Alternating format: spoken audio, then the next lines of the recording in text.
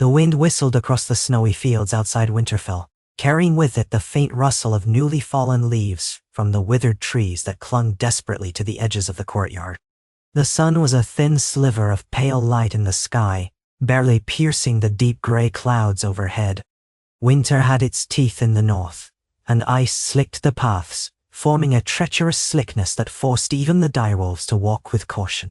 Every breath crystallized in the air, and the sky threatened fresh snowfall.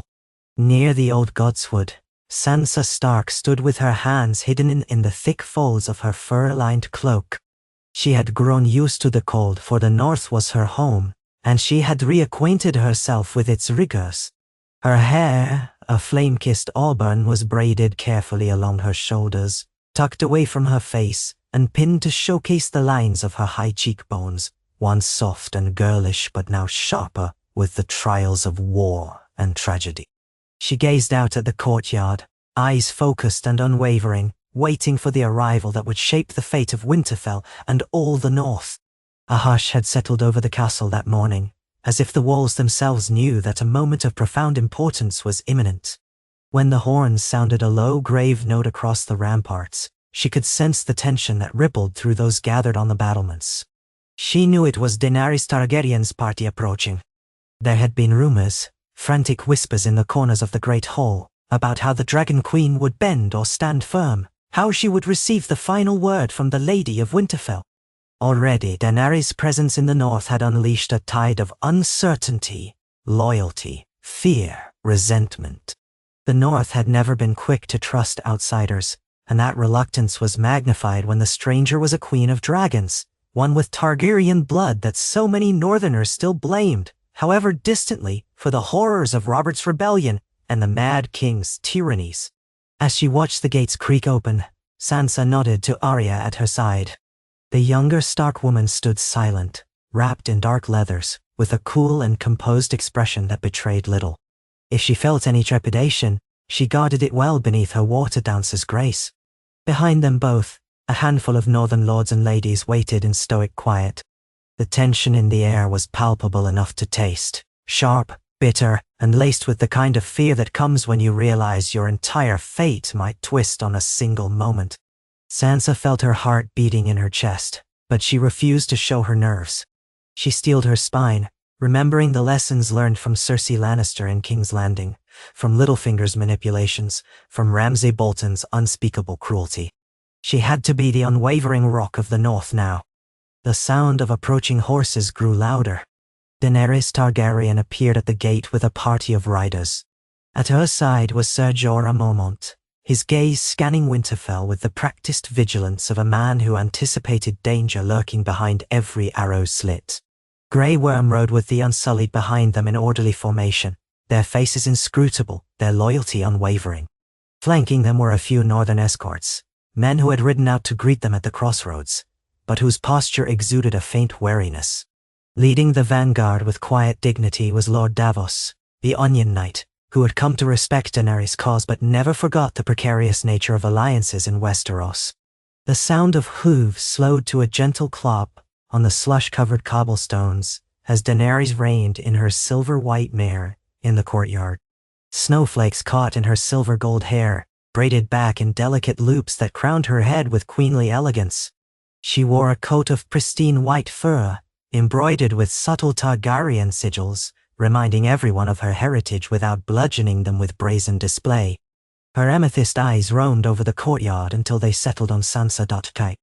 A flicker of tension passed over the Dragon Queen's face, a moment of hesitation that even the sharpest watchers might have missed. But Sansa saw it. She saw it in the quick parting of Daenerys' lips, the slight narrowing of her eyes, as though preparing for a challenge. Daenerys dismounted gracefully and turned to greet Sansa with a short nod. The corners of her lips twitched in something that was neither a smile nor a frown, more an acknowledgement that both knew this moment had been a long time coming. Sansa inhaled, feeling an icy gust wash over her face, and then stepped forward. "Your Grace," she said in a clear, ringing voice.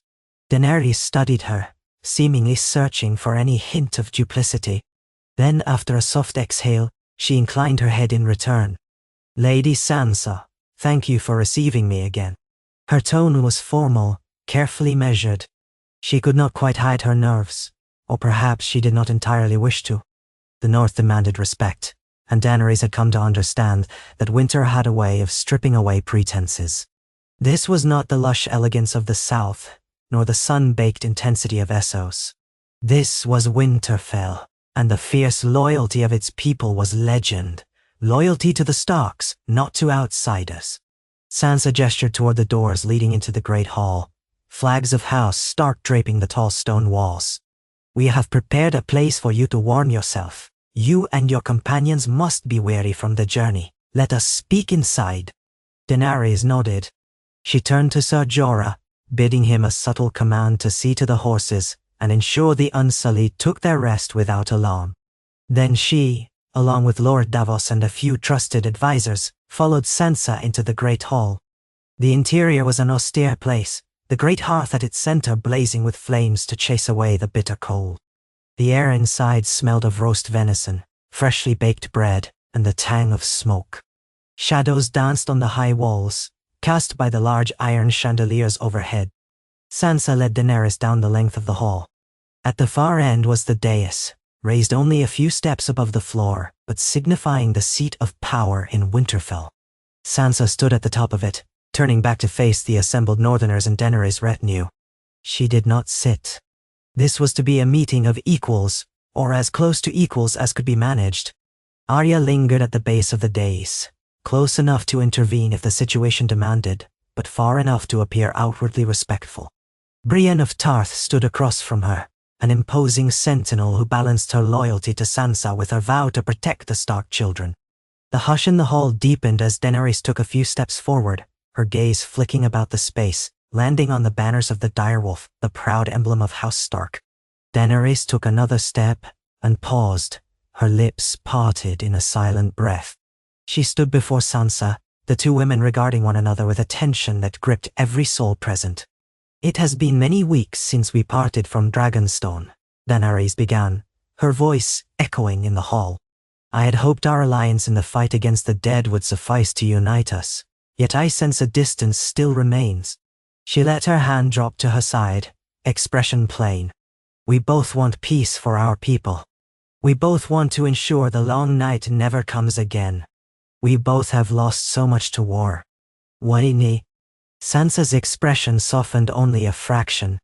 Her gaze, though guarded, was not unkind. The North does not forget, she said, letting the words settle.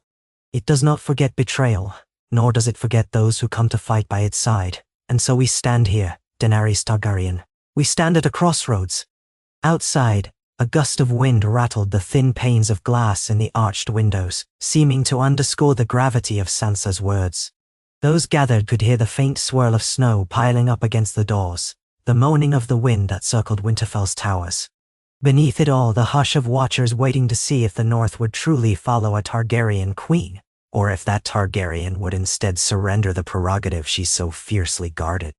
Daenerys took another step, her voice echoing with a fervent sincerity. I came here with hopes of uniting the Seven Kingdoms, but I've learned much since arriving in the North. Your loyalty is not a trivial thing to be claimed by birthright or demanded by show of force. Perhaps I was too proud.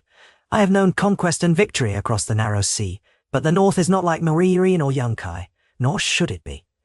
I understand that I cannot simply demand fealty when I have not Meereen or trust. Sansa's heart hammered in her chest as she listened.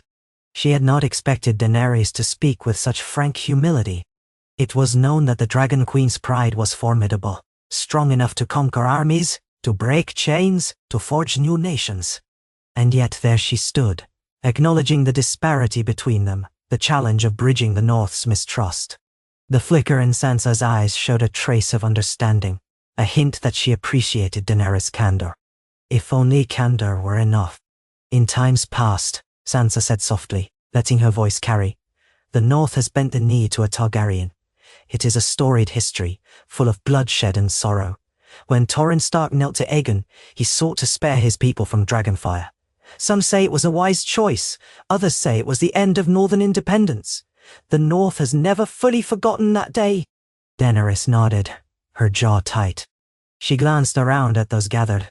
She saw lords and ladies wearing their furs, carrying the stoic expressions of people who had fought in the wars against the dead and had survived the carnage. She saw men like Lord Glover, who once refused to stand with Jon Snow until it was nearly too late. Saw Lady Mormont, though still young, toughened by the realities of leadership on Bear Island. Each face told a story of betrayal, resilience, and fierce loyalty to House Stark. Daenerys braced herself, for what she was about to offer was no trivial concession. She took a deep breath. "I have come to realize," she said, voice lower but resonant, "that earning the North's trust cannot simply be commanded. It has to be given. I do not wish to be the tyrant my father was. I do not wish to be the reason blood is spilt anew." She paused, letting the warmth of the nearby hearth brush against her cheek. "To ensure peace, to show good faith, I have decided I will swear my fealty to the Lady of Winterfell and Queen in the North, if you, Sansa Stark, will have me." A shock passed through the hall, an almost palpable wave of gasps and stifled exclamations. The Northern lords looked from one another to Sansa, disbelief etched on their faces.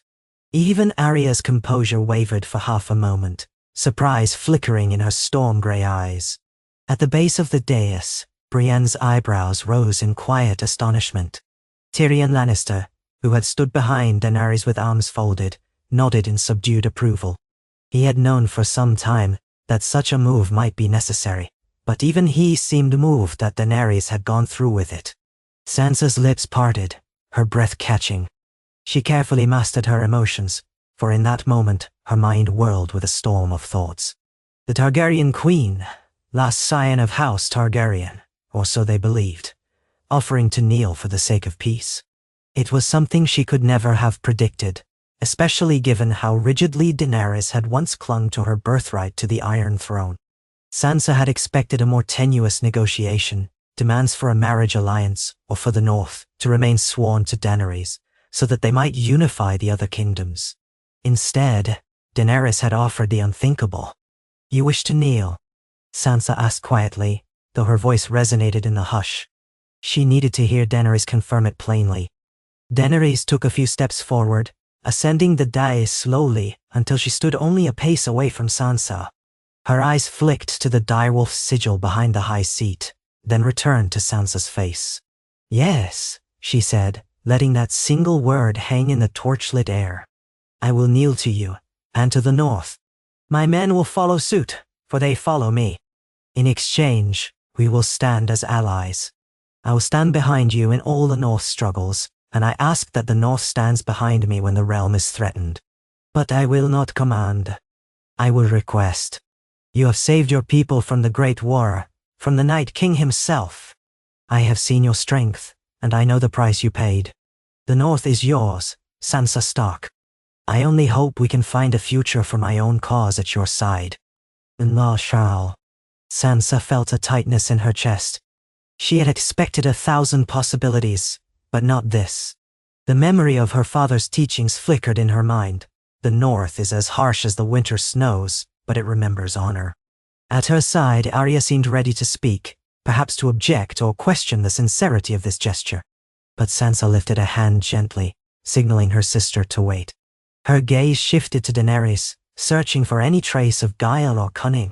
She saw none. She only saw the weariness in Daenerys' posture, an exhaustion that spoke of battles fought and loves lost, of responsibilities that weighed heavily on a once young heart. The hush was broken only by the faint crackle of the fire, the shift of feet on the stone floor. Sansa found her voice, though it emerged quiet and thoughtful. "If you kneel, if you yield the Targaryen claim to the throne of Westeros, then you are asking for sanctuary in the North." Daenerys nodded, her voice steadier than her eyes betrayed. "I am. I ask to live here, to protect these people, and to aid you as I once swore to aid Jon Snow, though it is your name the North calls now." Her throat tightened slightly at the mention of Jon, the man they had both loved and lost in different ways. "If you will accept me, I pledge to you my loyalty. I will proclaim you queen in the North, and I will ensure that no harm befalls you or your people on account of any Targaryen ambition. If you choose to one day help me press a claim to the rest of the kingdoms, that will be your choice. But I will not force your hand." An audible rustle of disbelief ran through the gathered spectators. Sansa stood still, hearing the pounding of her own blood in her ears, feeling the weight of the North's collective gaze upon her. She had longed for independence for the North, had believed with every fiber of her being that no foreign power should ever again rule her homeland. And now Daenerys Targaryen offered a compromise so startling that Sansa almost doubted her own ears. Slowly she lifted her head, rallying her composure. She turned to the assembled lords and ladies of the North, their eyes wide, their hearts no doubt filled with questions. After a moment of stillness, she spoke with the careful gravity that had become her trademark. We owe it to our people to consider this offer. Daenerys Targaryen fought alongside us against the armies of the dead. Her dragons gave their fire to protect Winterfell, and many of her own died in the process. We are alive in part because of her help, because of her sacrifice.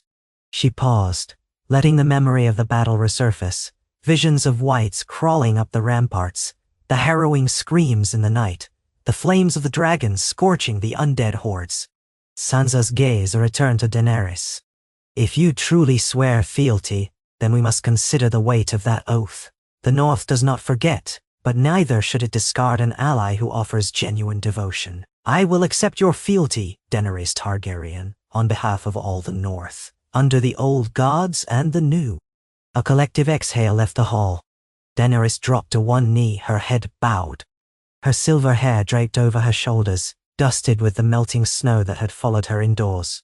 The lords and ladies of the North watched in astonishment at the sight of the Dragon Queen kneeling before Sansa Stark. Even Arya's stoicism gave way to a look of wonder that she quickly masked.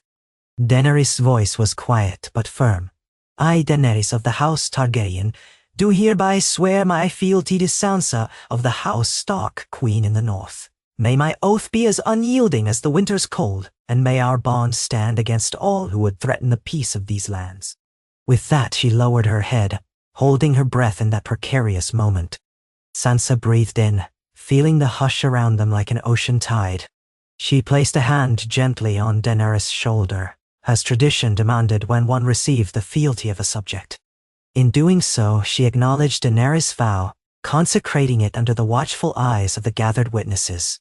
I accept your oath, Sansa murmured, and promise in return to protect you as a subject of the North, to treat you and yours with honor, as befits our ways. May the old gods and the new watch over us. A murmur of voices rippled through the crowd. Some were uncertain, but others, recalling the times Daenerys had risked her life in the Great War, nodded in guarded approval. Tyrion stepped forward, a faint smile on his lips, though his gaze was tinged with sadness.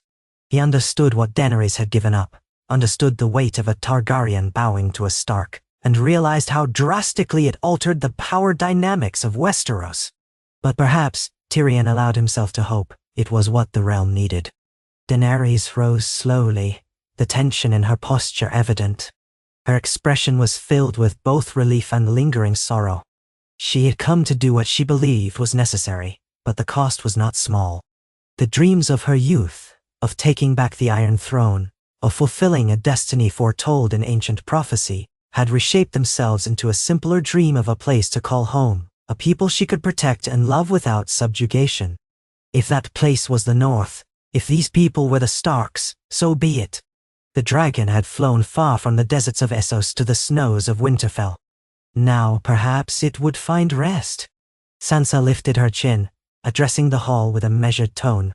We shall gather in council tomorrow to discuss how we move forward.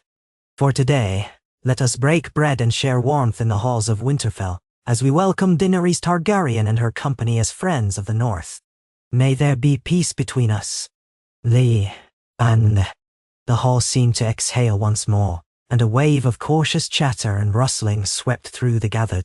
The fear and mistrust were not gone in an instant, but a possibility had opened, a chance for the North to stand on its own feet, recognized even by a Targaryen queen.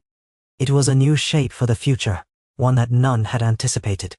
And it was sealed by the oath Daenerys had spoken in front of every watchful eye in Winterfell's great hall. That night, the fires in Winterfell's hearths burned bright.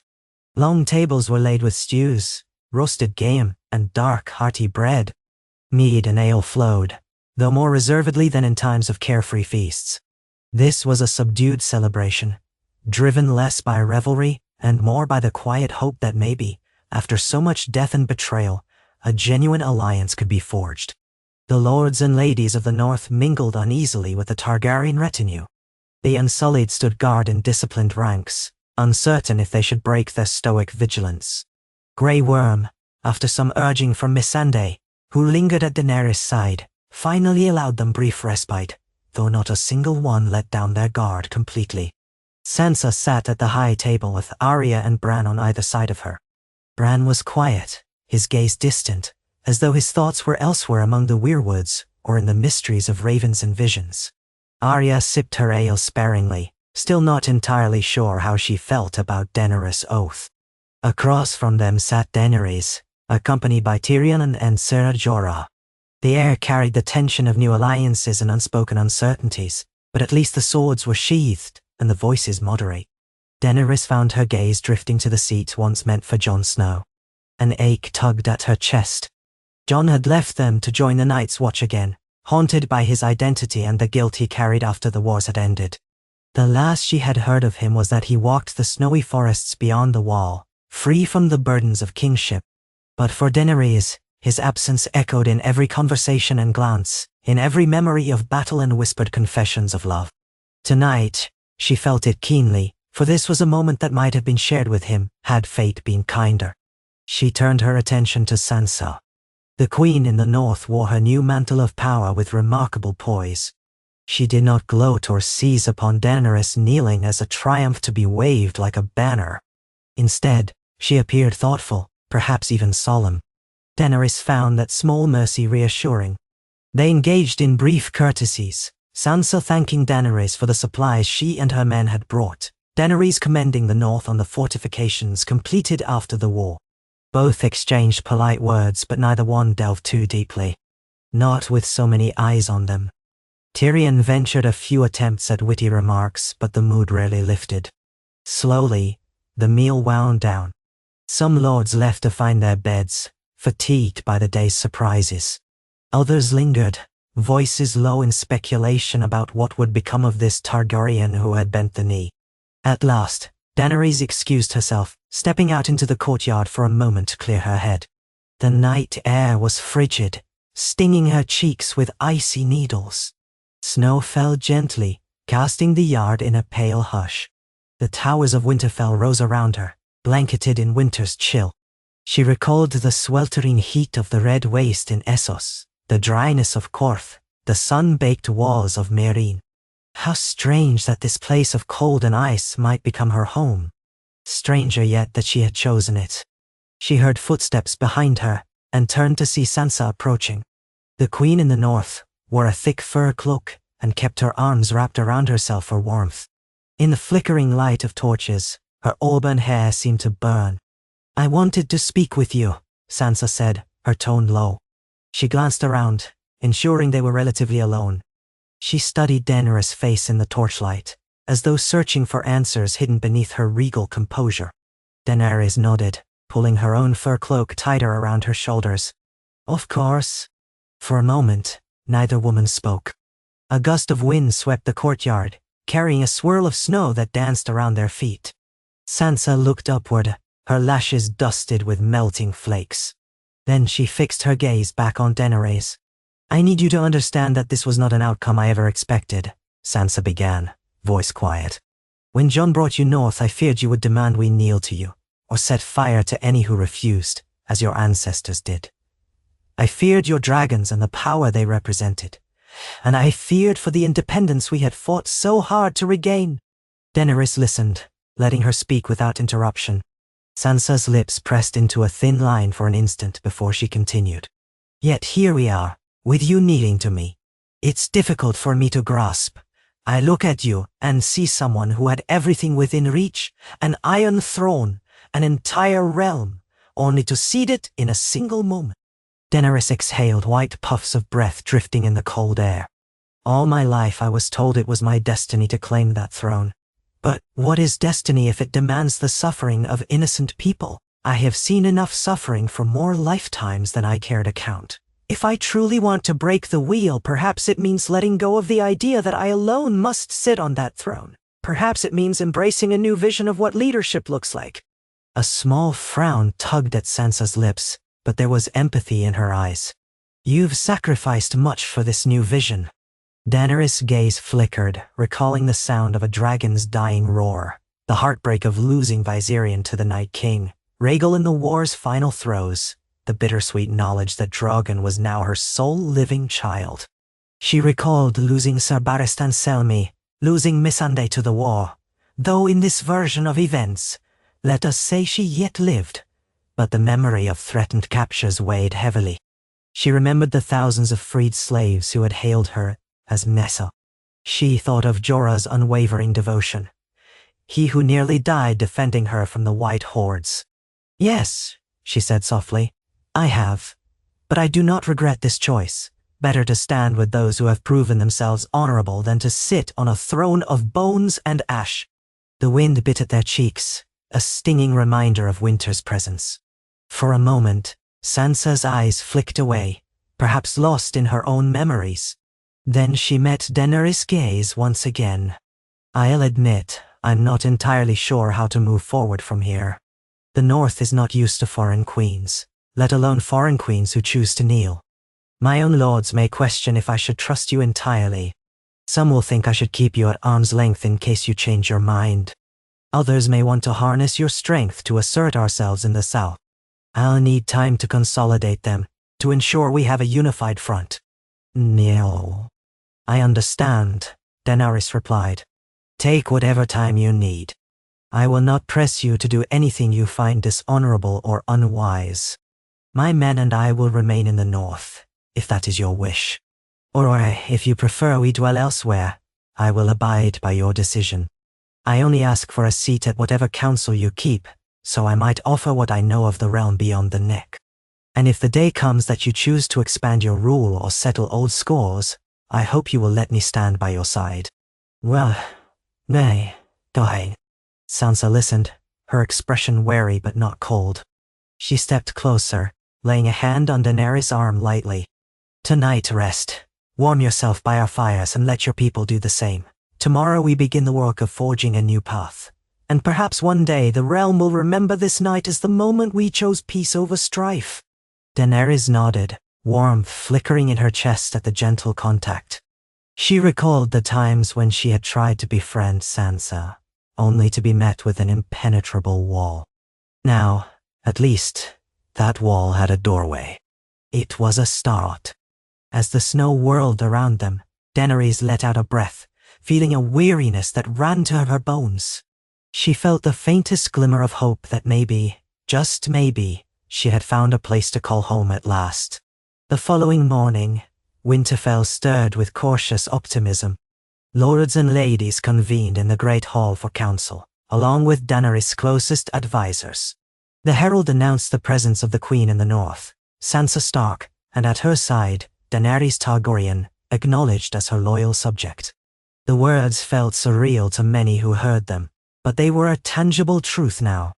Sansa presided over the meeting from the high seat, with Arya, Bran and the northern lords flanking her. Daenerys stood to one side with Tyrion, Ser Jorah, Missandei and Grey Worm behind her. Her dragons, well, the single remaining dragon Drogon, was too large to be stabled inside Winterfell's walls. He roosted beyond the castle, near the outskirts, sending up occasional plumes of smoke. The Northmen still eyed the beast warily, but few voiced open complaint. The memory of how that fire had destroyed whites and saved many of their lives still lingered. The morning's council revolved around practical matters, supplies, fortifications, the reconstruction needed after the war, and how Daenerys' forces would integrate with the northern armies. Some lords voiced concern that Targaryen soldiers walking freely in the north might undermine the sense of sovereignty that Sansa had reclaimed. Others insisted that with winter's length uncertain, any able-bodied allies willing to farm, build, or defend were welcome. Sansa listened to each voice carefully, occasionally turning to Daenerys for clarity on her troops' capabilities and needs. Daenerys offered resources gleaned from her time across the sea. She had trade contacts, ships that could bring needed goods from Essos if the narrow sea remained navigable. She also had knowledge of the Unsullied's discipline, how they could protect roads or vital trade routes without causing trouble for the small folk. This was the kind of counsel that might have been forced upon the North if Daenerys had taken a more conqueror's stance. Instead, it was presented as a contribution, an olive branch offered in good faith. Though some lords remained skeptical, the mood of the meeting was constructive. Tyrion, with his gift for strategy, suggested forging alliances with the remaining southern kingdoms through negotiation. He pointed out that House Stark was now as prominent as any royal house in Westeros, and if they negotiated from a position of northern sovereignty, they might gain recognition from houses in the Vale, the Riverlands, and beyond without bloodshed. He also floated the idea that, in time, the North could broker a treaty with Casterly Rock, where Sir Jaime Lannister, if still alive in this version, might have retreated after the wars. Sansa heard him out, filing each idea away, though she made no immediate decisions. She was not about to entangle the North in new alliances without careful deliberation. At one point, Lord Glover, a staunch traditionalist, stood and asked bluntly, "Why should we feed dragons in the North? Why should we house armies that do not speak our tongue, that follow a queen we only just met? Is this not a risk for us all?" Silence fell, and eyes turned to Daenerys. She could feel the tension rise, but she responded calmly. "Your fear is understandable. The Unsullied and Dothraki are not of Westeros, but they have bled and died to protect these lands from the undead. If you ask them to depart, I will command them to leave. But consider how many men you lost in the Great War. Consider how thin your lines might be if another threat arises. My men can farm, they can build, they can learn your language if you give them time. They follow me not out of fear but out of loyalty, and my loyalty is now sworn to your queen." Now Harlai. Her words hung in the air. Lord Glover shifted uncomfortably, eyeing the rest of the northern lords for support. Some nodded, acknowledging their losses and the need for strong arms. Others frowned, uncertain about foreigners on their soil. Eventually, the murmur of grudging acceptance passed through the ranks. Lord Glover sat down, though not entirely satisfied. Sansa noted his discontent. She would address it later in private. The council concluded with plans to dispatch ravens to key houses, notifying them of the new alliance and requesting assistance with winter stores. Sansa withheld mention of the Targaryen vow to kneel, intending to keep that detail within the North for now. She released them to their duties, promising future meetings as needed. The lords and ladies filed out, some still talking amongst themselves, some casting curious glances at Daenerys and her retinue. In the days that followed, Daenerys settled into an unexpected routine at Winterfell. She rose early, meeting with Tyrion, Missandei, and Grey Worm to discuss the daily tasks of caring for her people, ensuring the Unsullied had shelter, that the Dothraki who remained, their numbers decimated by the war, had enough food and space for their horses, that no tensions were flaring between them and the Northerners. Sometimes, Daenerys would stand on the ramparts, gazing out at the snowy expanse, recalling the warmth of Dragonstone. Yet she began to find a peculiar peace in Winterfell's quiet mornings, the thick stone walls shielding her from the howling winds. She discovered that the godswood offered an odd solace. She would sometimes wander among the ancient weirwood trees, their red leaves rustling in the winter wind, her breath forming clouds that lingered in the stillness. She found Bran Stark there more than once, the boy, no young man, whose strange gaze suggested he saw far more than the present moment. He would sit or stand by the heart tree, eyes distant as if he communed with something greater. Sometimes Daenerys would sit near him, not speaking, just letting the hush of the godswood envelop her. She wondered if he saw glimpses of her past, if he understood the ghosts that haunted her. If he did, he never spoke of them. Arya remained somewhat aloof, though not hostile. Once, Daenerys passed her in a corridor, and Arya paused, leveling a calm but intense gaze upon her. "You really did it," Arya said, her voice low, almost a statement rather than a question. Daenerys inclined her head slightly. "I did." Arya studied her for a moment longer, then gave a single nod. "Good," she said, and walked away. It was a small exchange, but it felt like a step forward. If not to friendship, then at least to acceptance. Sansa, for her part, was often busy. She had the entire North's welfare on her shoulders, and Daenerys saw firsthand the countless burdens that entailed. Sansa met with stewards, accountants, trade envoys, and the guards who patrolled Winterfell's walls. She listened to disputes about farmland, old feuds between noble houses, reports of new bandit sightings on the roads. Sometimes, Daenerys sat in on these sessions, quietly observing how Sansa handled them. The queen in the north showed patience and clarity, a knack for discerning truth from hearsay. Daenerys recognized a leader who had learned from cruel teachers, forging herself into a fair but firm ruler. Winter was deepening, and each day felt colder than the last. Snowdrifts piled high against the walls and the nights stretched longer. Yet in the tapestry of daily duties, Sansa and Daenerys found moments to converse about their visions for the north.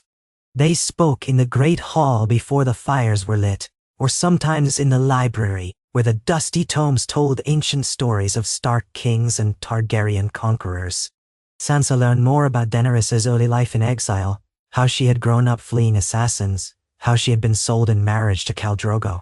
Daenerys in turn listened to Sansa's accounts of her time in King's Landing, the horrors she endured under Joffrey and Ramsay, the cunning manipulations of Littlefinger. And so, slowly, an understanding formed. Each had been shaped by suffering, each had lost innocence too soon, and each carried scars that cut deeper than any sword. One evening, as the sky darkened and candles were lit in the corridors, Sansa invited Daenerys to walk with her along the ramparts. They donned thick cloaks and ascended the stone steps. The wind howled, blowing freshly fallen snow into swirling eddies. Below them, the courtyard glowed with torchlight, a few servants still scurrying about their tasks. The sky above was an endless stretch of night, stars barely visible through the cloud cover. Daenerys breathed in the cold air, letting the wind sting her cheeks. She glanced at Sansa, who leaned against the battlement wall, gazing out over the white expanse. "It used to frighten me as a child," Sansa said softly. "How wide and empty the north seemed. I yearned for the songs and splendor of the south, for the pageantry of knights and ladies, the color and warmth. Now I find this emptiness comforting. It's honest." "Right." Daenerys nodded, watching the snow drift across the courtyard below. "I see that. In the south, everything is cloaked in politeness and schemes. Here, the land itself demands honesty. You cannot pretend winter away." They stood in companionable silence for a time. Then Sansa turned to her. "I meant what I said in the hall. I will protect you as a subject of the North, but that word, subject, feels insufficient. You're more than that. You've saved us all from a threat beyond imagining. Yet I must also be true to my people, to the vows I've taken as their queen. Balancing these truths is difficult." "None." Daenerys folded her arms against the cold, her breath trailing away as white mist. "I understand. My entire life, I struggled with the idea that as queen, I should be a mother to my people. But how do you be both mother and monarch, nurturer and enforcer? It's not an easy path, and it's one I failed at times." Sansa studied her, seeing the regret that flickered in her eyes. "We all fail. We all make mistakes. What matters is how we choose to move forward." Daenerys met Sansa's gaze, and for a moment, neither said anything. There was a warmth there, a mutual acknowledgement of burdens carried. The snow fell around them softly, muffling the rest of the world, leaving only two women who had carried crowns and the weight that came with them. In that hush, something like respect and empathy passed between them. Time, however, was not so static as the snow. The days stretched into weeks. The harsh winds battered Winterfell, and storms occasionally sealed the roads, cutting off travel. The supplies Daenerys had promised from across the sea arrived sporadically, delayed by the weather and the uncertain crossing. But arrive they did. Barrels of grain, salted fish, dried fruits, cloth for mending clothes, and more. With each delivery, the North grew a bit more receptive to this once foreign queen, seeing the tangible benefits of her pledge. The Targaryen bannermen, if they could be called that, integrated slowly. Some unsullied patrolled the roads, or stood guard at outlying villages, ensuring protection from bandits. Their silent discipline unnerved many northerners, but it also brought a measure of peace to certain regions that had suffered from lawlessness after the wars. The Dothraki were fewer in number, but those who remained found themselves a plot of land near the edges of Winterfell to stable their horses. They struggled with the cold, bundling themselves in furs and huddling close to their braziers. Over time, they learned to respect the North's ways, occasionally trading their horses' skills for supplies, or forging cautious friendships with local farmers who appreciated their help in hunting game. It was an uneasy but functional symbiosis. Still, not everything was peaceful. Whispers arose in the corridors about whether the Targaryens might try to rally the North to reconquer the South. Some asked if Sansa would press her advantage and claim the Iron Throne for herself, with a dragon at her side. Others worried about what Cersei Lannister, or whatever power had risen in King's Landing after the war, would do if they learned Daenerys was now subject to the North. Rumors and speculation flared around every hearth, traveling faster than ravens. Sansa handled each question with diplomatic caution, neither confirming nor denying any expansionist ambitions. Daenerys, for her part, remained quiet on the matter. She no longer claimed the throne. She no longer demanded all bend the knee to her. Yet in her private moments, she wondered about the state of the rest of Westeros. She wondered if the wheel was truly broken or if it spun on, waiting for the next pretender to the throne. She wondered if her vow to Sansa would eventually lead her south in a different capacity, perhaps as a champion rather than a conqueror. But she knew that was for Sansa to decide, and for the future to reveal. One cold afternoon, while the castle bustled with the usual winter activities, Brienne of Tarth requested an audience with Daenerys. They met in a small courtyard, where Brienne often trained. The ground was slick with ice, but the knight's stance was sure-footed and relaxed. Daenerys stood opposite her, curious about what Brienne wished to discuss. "Your Grace," Brienne began, then paused, correcting herself. "I mean, Lady Targaryen, I'm not entirely sure of your preferred title now." Her tone was formal but respectful. Daenerys offered a small wry smile. "I'm not entirely sure either. Just Daenerys if you wish. Titles have lost much of their meaning for me these days." Brienne nodded. She was not one for small talk, so she spoke plainly. "I pledged myself to Sansa Stark's service. My oath is to protect her and her family. Now that she has accepted your pledge, you are under her protection, and by extension, mine." Daenerys tilted her head, studying Brienne's earnest blue eyes. "I appreciate that, Sir Brienne." Brienne shifted slightly, glancing around the courtyard to ensure they had privacy. "I wanted you to know that if you have any concerns or fears, if you feel unsafe in any way, you may come to me. I may not always agree with every choice, but my duty is clear. The Starks have extended their protection to you, and I honor that as if it were my own vow." "No." Daenerys felt a flicker of gratitude, touched by the knight's sincerity. Brienne's reputation for loyalty and honor was well known, and Daenerys could see why. "Thank you. I felt safe enough here, but it's comforting to know you stand ready to help." Brienne inclined her head. "That is all I wish to say." She hesitated for a moment, then quietly added, "I've served many who have worn crowns or commanded armies. I've seen those who wield power with cruelty, and those who do so with compassion. From what I've heard of your deeds across the sea, you've chosen the latter, even if it came at great cost." She met Daenerys' gaze. "I respect that." Daenerys smiled softly, acknowledging the kindness. "Your respect means a great deal. Thank you, Sir Brienne." With that, Brienne offered a short bow and strode away, leaving Daenerys alone in the courtyard. The winter wind blew, tugging at her cloak, but the warmth of Brienne's words lingered. She realized that day by day she was finding acceptance here. Slow, tenuous acceptance, but acceptance nonetheless. As the weeks turned into months, a fragile sense of normalcy emerged. The North, ever wary, began to incorporate Daenerys' presence into its daily life.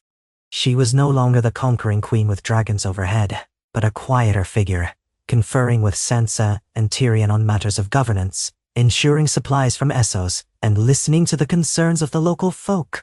Sometimes, she ventured into the nearby villages with Missandei, seeking to understand the rhythms of northern life. They found the people guarded but not hostile, especially once they recognized Daenerys' courtesy and saw Missandei's genuine interest in their customs. They spoke of the crippling cold, the short-growing seasons, the old gods, and the memories of the White Walkers that still haunted them. Daenerys listened with compassion, offering help where she could. A new storyline took shape, one of quiet rebuilding rather than grand conquests.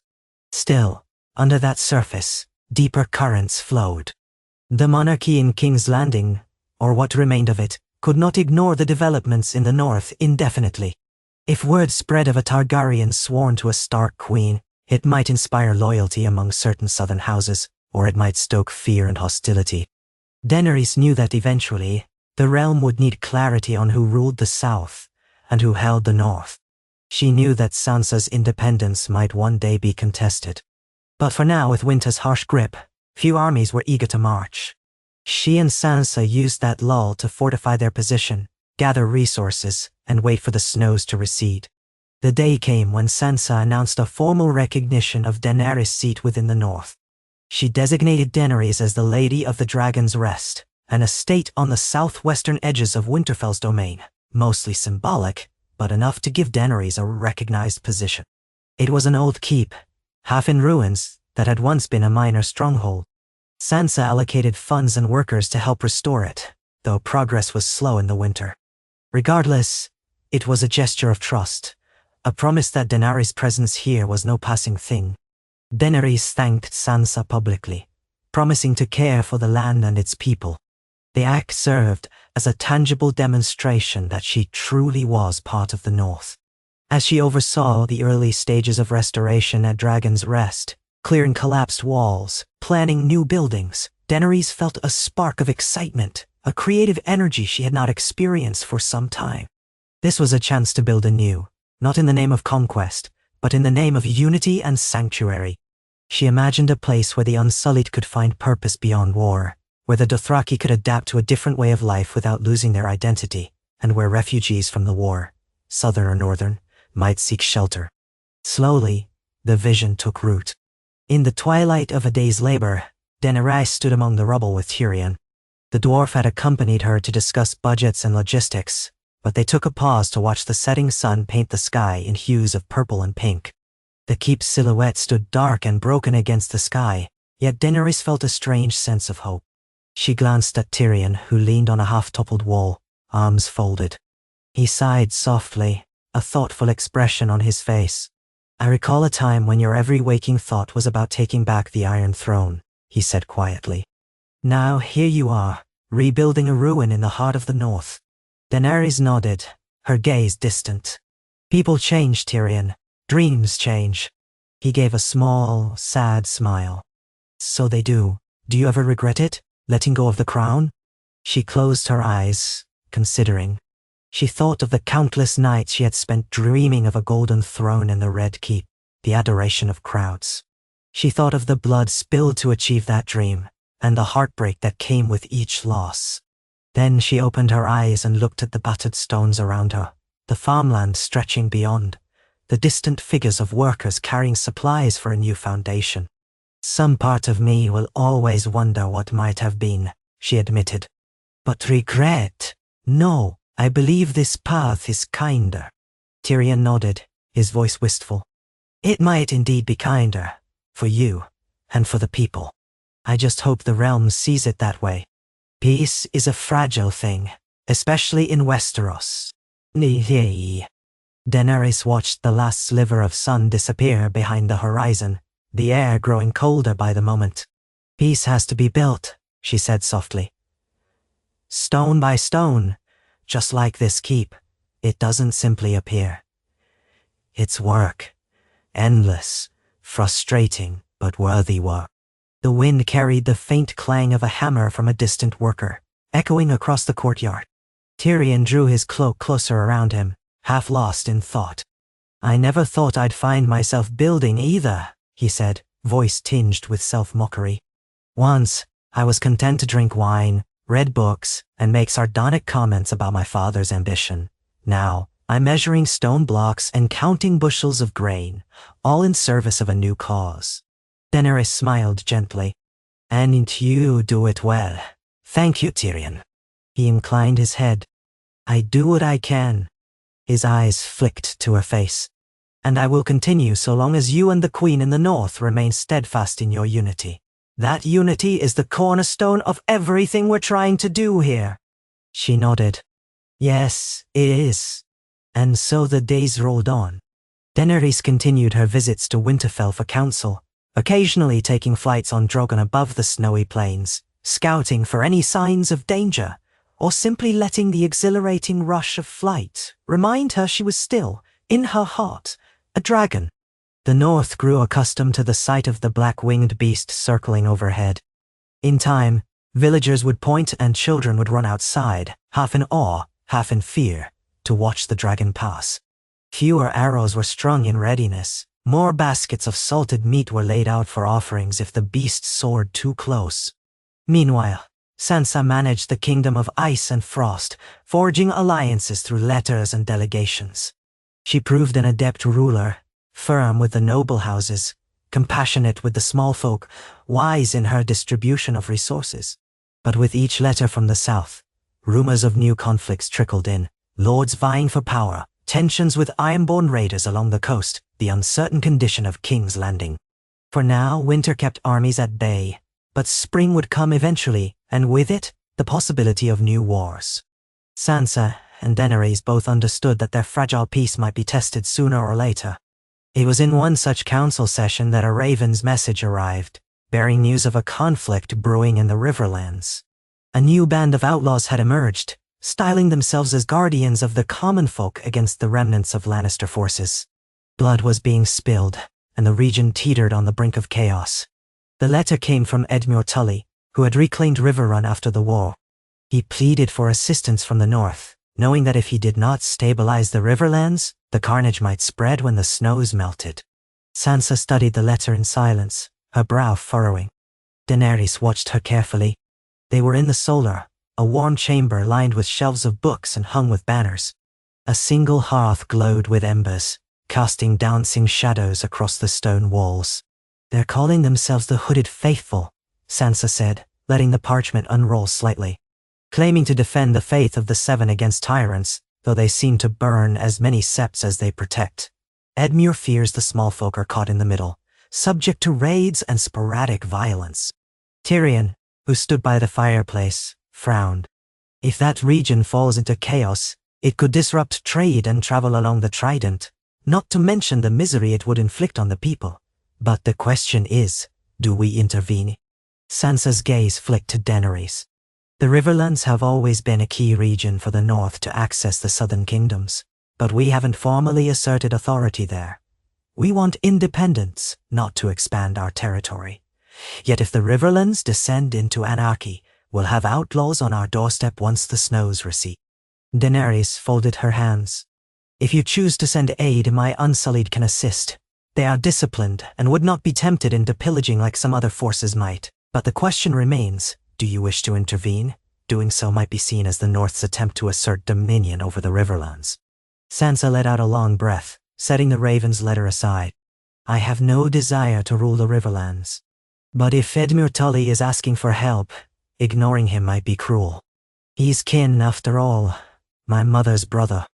And if the outlaws destabilize his rule entirely, a worse tyrant might fill the vacuum. Perhaps we can help him restore order without making it appear as conquest." Tyrion nodded slowly. "You could lend him a contingent of soldiers, along with a commander you trust, to work under his authority." Daenerys considered. Grey Worm could lead the Unsullied. They're well suited for a policing action against bandits. They'll remain loyal to the mission of stability, not pillage or personal gain. Sansa tapped her fingers against the table, her expression conflicted. "You would give me your best commander for this?" Daenerys nodded. "Gladly. This is the kind of cause I can wholeheartedly support, protecting the innocent from chaos, and it aligns with your best interests as well." Sansa looked at her, a flicker of gratitude crossing her features. "Thank you," she said quietly. "I'll think on the exact terms, but it seems we have a plan forming. We'll notify Edmure that the North is willing to assist, under his banner, to quell these outlaws." And so, it was decided. Ravens were sent, messages conveyed. Plans laid for the Unsullied, under Grey Worm's command, to march south once the worst of the snows had passed. They would carry the banner of House Tully, not House Stark, to avoid the appearance of northern conquest. Sansa also decided to send a few trusted northern knights and advisors to ensure cooperation with Edmure's men. It was a delicate balance, but one that might preserve peace rather than shatter it. Through such decisions and alliances, the bond between Sansa and Daenerys grew stronger. They were forging a new kind of partnership, one that did not rely on forced fealty or cunning deception, but on mutual respect and a shared desire for stability. Neither woman was naive. Both knew that the realm was large, unpredictable, and filled with rival ambitions. But in Winterfell, for this stretch of winter, a foundation for a more peaceful era was being laid. As the freezing winds continued to buffet the castle walls, and the nights remained long, Daenerys would often find herself reflecting on the journey that had brought her here. She had once believed in a destiny written in fire and blood. Now, she stood among the Starks, forging unity from the ashes of war. She was no longer the breaker of chains by grand proclamation, but by daily acts of cooperation and empathy. It was a quieter heroism, but perhaps no less valuable. On a dim morning, several weeks after the council that decided the Riverlands intervention, Daenerys awoke early. The corridors were silent, the sky outside still a pale gray. She dressed warmly and slipped into the courtyard, intending to check on Drogon's roost just beyond the walls. As she passed beneath the ancient arches, she heard voices murmuring in the yard. Curious, she followed the sound. She found Sansa there, speaking with a group of her northern bannermen, some she recognized. Lord Serwyn, Lady Mormont, Lord Royce from the Vale, who had come to visit. They were talking in low tones about the upcoming expedition south, the supply lines, potential dangers. Daenerys hung back for a moment, letting them finish, not wanting to intrude. But then Sansa noticed her standing there. Sansa paused the conversation with her bannermen and approached Daenerys, who offered a polite inclination of her head. "Good morning," Daenerys said softly. Sansa nodded, then gestured for her to follow. They walked a short distance away, near one of the old archery butts half buried in snow. "We're finalizing details for the march south," Sansa explained quietly. "I was telling them about how the Unsullied will accompany Lord Royce's men through the Bloody Gate to the Trident." Daenerys nodded. "I am ready to confirm any final details on Grey Worm's behalf. He and his officers have already mapped routes that can accommodate the winter conditions." Sansa hesitated, glancing at Daenerys with a thoughtful expression. "You've done a great deal already to help. I was thinking, perhaps you might accompany them for a time, at least as far as Moat Cailin, to ensure safe passage." Daenerys stilled, a swirl of emotions inside her. "You want me to go with them?" She realized how she missed the thrill of being in the field, commanding her own destiny, even if this mission was more about peacekeeping than conquest. "Not as a queen demanding fealty," Sansa clarified, a gentle sincerity in her voice, "but as a representative of the North, as the one who commands the Unsullied's loyalty. It might do well to show unity between Stark and Targaryen to those in the Riverlands, to Edmure and to the realm at large. Of course, if you'd rather stay here, I would not command you. But I offer the opportunity." Daenerys' chest tightened with a conflicting mix of eagerness and caution. She had spent months forging this new life in the North, and part of her feared stepping back into the realms of potential conflict. Yet the chance to be active, to lead, and to solidify the Alliance's image appealed to her. And maybe she could do some good quell violence before it spread further.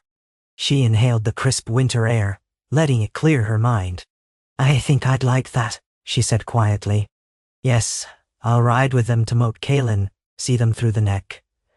After that, if you wish me to continue south, I can, or I can return here." Sansa allowed a small smile. "Thank you. That will reassure our bannerman, and Edmure as well. He remembers you from the war. He'll know we're sending formidable help." A crow called from the battlements, the sound echoing across the courtyard. Daenerys brushed snow from the edge of her cloak, her breath a pale fog in the air. "I'll make preparations then," she said softly. Sansa nodded, stepping closer. The hush between them was filled with unspoken understanding. They were forging new paths, uncertain but filled with cautious optimism. "I appreciate this," Sansa said, voice barely above a whisper. Truly. Daenerys inclined her head. We do what we must for the north, and for the realm. They parted ways. Daenerys watched Sansa rejoin her bannerman, the flicker of her cloak vanishing into a swirl of snow. A deep breath steadied Daenerys, and she turned toward the gates, resolving to ensure Grey Worm's men had all they needed. Part of her heart pounded with anticipation for the journey.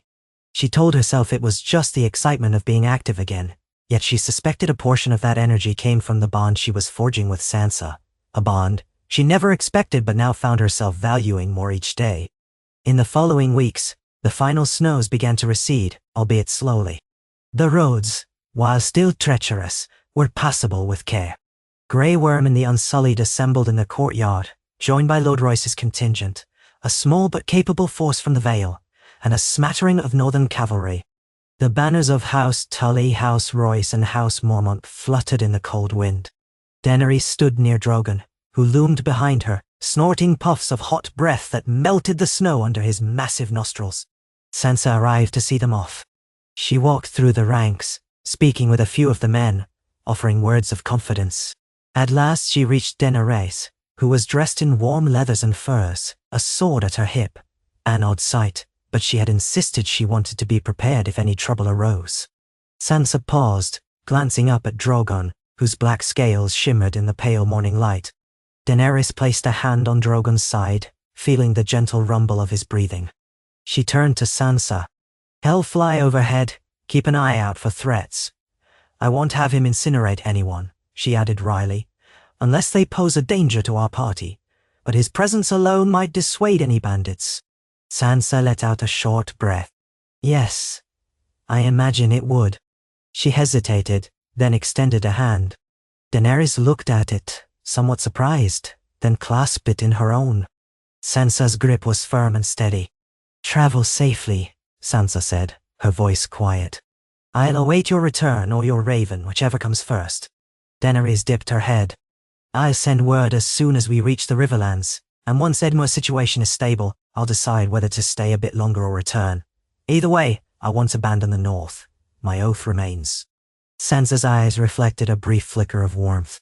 She squeezed Daenerys' hand, then released it. Good. I'll hold you to that oath. With that, Daenerys turned to mount her silver mare, nodding to Grey Worm and Tyrion. The column began to move, the gates of Winterfell opening to let them out onto the snowy road. The sky overhead was a cloudy silver, matching the color of Daenerys' horse. Drogon took flight with a mighty sweep of his wings, kicking up a whirl of snow that glistened in the dull morning light. Daenerys glanced back over her shoulder, catching one last glimpse of Sansa standing by the gates, cloak billowing around her. A quiet sense of reassurance settled in Daenerys' chest, like an ember glowing softly against the winter chill. She faced forward, urging her mare on. The journey south would not be easy, but it was a mission of peace. The Targaryen queen who once dreamed of conquest was now riding as a sworn vassal of the north, determined to use her power to protect rather than dominate. She felt a strange mix of resolve and humility coursing through her. Sansa watched from the ramparts as Daenerys' party disappeared over the rise, the dragon circling above them in slow, protective arcs. Her breath formed a thin mist in the cold air, and she pressed her lips together, considering the fragile tapestry of alliances that now bound them. In sending Daenerys and her forces, she was trusting a Targaryen to represent the north. It was a decision that would have seemed impossible not long ago, but now felt necessary, even right. She turned to descend from the ramparts, a swirl of snow chasing her steps. Her duties would not relent simply because Daenerys had departed. There were still decisions to make, disputes to settle, preparations to be completed for the next winter storm that might roll in. But as she walked through the halls of Winterfell, she realized there was a quiet part of her mind that was calmer, more confident than before. Daenerys had, against all odds, proven that she could be trusted, at least for now. And in that trust, Sansa found a sense of partnership she had rarely known. Days turned into weeks as Daenerys and her party made their way south. The land gradually transformed, still cold, but less smothered by snowdrifts. The neck was a maze of bogs and forests, where grey mists curled around ancient trees, and the threat of bandits lurked. Yet few dared challenge an army led by unsullied Vale Knights and patrolled by a dragon overhead. They passed Moat Cailin, the ancient fortress that guarded the entrance to the north, and pressed onward into the riverlands, where the snow thinned enough for early spring buds to poke through thawing soil. Each day, Daenerys found herself reflecting on her new role: mediator, protector, subject of the North. It felt simultaneously humbling and liberating not to be weighed down by the demands of an iron throne she must claim. She slept more soundly than she had in years, her dreams less haunted by the ghosts of the past. When they reached Riverrun, Edmure Tully greeted them with relief, marveling at the disciplined Unsullied and the presence of a living dragon. Soon, they set about restoring order, dispersing the hooded faithful wherever they found them, terrorizing villages or tormenting travelers. The minor skirmishes were swift. Bandits had little stomach for fighting an army that had braved the undead. The presence of Drogon overhead ended most conflicts before they began. Back in Winterfell, Sansa received updates via Raven. Her stomach unknotted a bit each time she read of Daenerys' successes, Edmure praising the Targaryens' restraint, acknowledging that the North had not come to conquer, but to protect. Sansa found herself smiling at such news, a private smile that she did not share even with Arya, who would surely tease her for it. She continued her duties, carefully consolidating the North's resources, ensuring that when spring finally broke, they would be ready to flourish. And in the quiet corners of her mind, she wondered how Daenerys was faring, whether she missed the chill of Winterfell's godswood or the hush of its snow-clad battlements. Weeks later, Daenerys returned. She rode at the head of the column with Grey Worm, Tyrion, and a handful of Edmure's knights. Their numbers were lighter, for some had remained in the Riverlands to help Edmure finalize his hold on the region. But they carried themselves with a sense of accomplishment and relief to be back in friendlier territory. Drogon soared above, letting out a roar that announced their arrival to Winterfell's watchmen. Sansa stood in the courtyard, flanked by Arya Bran and a few of her counselors. As Daenerys dismounted, Sansa stepped forward to greet her, searching her face for any sign of injury or distress. Instead, she found Daenerys looking tired but content, her silver hair wind-tangled, her cheeks flushed by the journey. "It's done," Sansa asked quietly, her voice carrying a note of earnest concern. Daenerys nodded. "The worst of the outlaws have dispersed or been defeated. The small folk can breathe easier. Edmure sends his thanks, and a portion of the outlaws have even bent the knee to him rather than face the dragon." She let out a small laugh at that. "Seems they prefer Tully rule to dragon's fire." Sansa allowed a slight smile. "And how are you?" Daenerys paused, considering. "I'm well. It felt good to protect rather than conquer. I think I'm starting to understand what it means to serve the North, to serve a cause greater than my own ambitions." Their eyes met, a quiet understanding passing between them. It was an understanding forged in adversity and tempered by mutual respect. In that moment, the path they were carving together seemed clearer than ever. A future where a Targaryen knelt to a Stark, not out of fear or force, but out of a shared vision for peace and prosperity. Sansa released a breath she hadn't realized she was holding. She extended her hand again, and this time Daenerys clasped it without hesitation. The courtyard was hushed, save for the weary stamping of horses and the rustling of cloaks in the cold wind. Stark and Targaryen, bound in trust. It was not a union the histories would have predicted, nor one the realm had seen before. But it was real, and it offered a fragile hope for a land too long scarred by war and betrayal. "We have much to discuss," Sansa said at last, warmth threading through her measured tone. "But for now, welcome home." Daenerys' eyes shone just a little at the word home. She dipped her head, grateful beyond measure. Beyond the walls, a winter wind howled across the plains, but within the hearts of those who stood in that courtyard, a new chapter unfurled, one that spoke not of endless war, but of a vow kept, and an alliance that might stand as strong as the oldest keeps of the North. The days after Daenerys' return from the Riverlands settled into a steady routine that pulsed with the quiet hum of an evolving peace. Winterfell's courtyard, once a battleground, now bustled with the comings and goings of trade wagons and messenger riders. Snow still clung stubbornly to the stone walls, and at dawn a hoary frost would shimmer across the ramparts, but the sun's tentative warmth began to melt the thickest drifts and expose patches of earth in the fields. Within the great hall, a bright fire usually crackled in the main hearth, warding off the lingering chill. More and more, lords and ladies from outside the north trickled in, curious to see for themselves, if the stories were true, that Daenerys Stormborn, who had once claimed an entire realm by birthright, had surrendered her crown in order to kneel to the Starks. Some came warily, with old prejudices against Targaryens, rekindled by rumors and half-forgotten legends. Others arrived with tentative hope, thinking perhaps this alliance was the best chance for a realm that had known too much war. Sansa, however, did not treat these visits like a triumphant display. She recognized that the North itself still harbored doubts. Some of her bannermen maintained private misgivings about housing the army of a Targaryen. Others looked at the half-restored castle of Dragon's Rest, the seat Sansa had granted Daenerys, with guarded curiosity. And though many had come to respect the Unsullied and, to a lesser degree, the remaining Dothraki, old fears were hard to banish. Sansa moved forward one careful step at a time, preferring steady progress over grand gestures. In those weeks following Daenerys' return, one of the first significant challenges arose from a band of disgruntled lords in the western reaches of the north. Under normal circumstances, their complaints would have been trifling, minor disputes over grazing rights or the distribution of taxes. But their letters to Winterfell included whispered concerns about this foreign queen walking their courtyards. They questioned whether Daenerys Targaryen, even as Sansa's sworn subject, might have undue influence on the North's governance. They invoked the old anger at House Targaryen, reminding Sansa that centuries ago, dragons had forced Torrhen Stark to bend the knee. Now, they argued, were they not in danger of repeating history? Sansa read those letters in her soul, her lips thinning, her brows knitting with concern. She had expected some resistance, but she still felt a pang of frustration.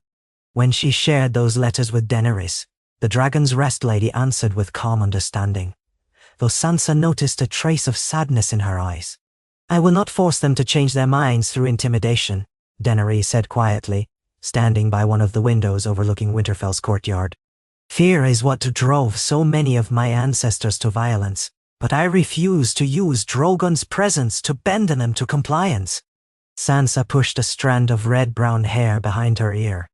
"I agree, but I also can't ignore the fact that the very mention of House Targaryen can still rouse old terrors. Perhaps you and I can travel to the Western Holdfasts and speak with these lords directly. Show them that you aren't the second coming of Aegon the Conqueror.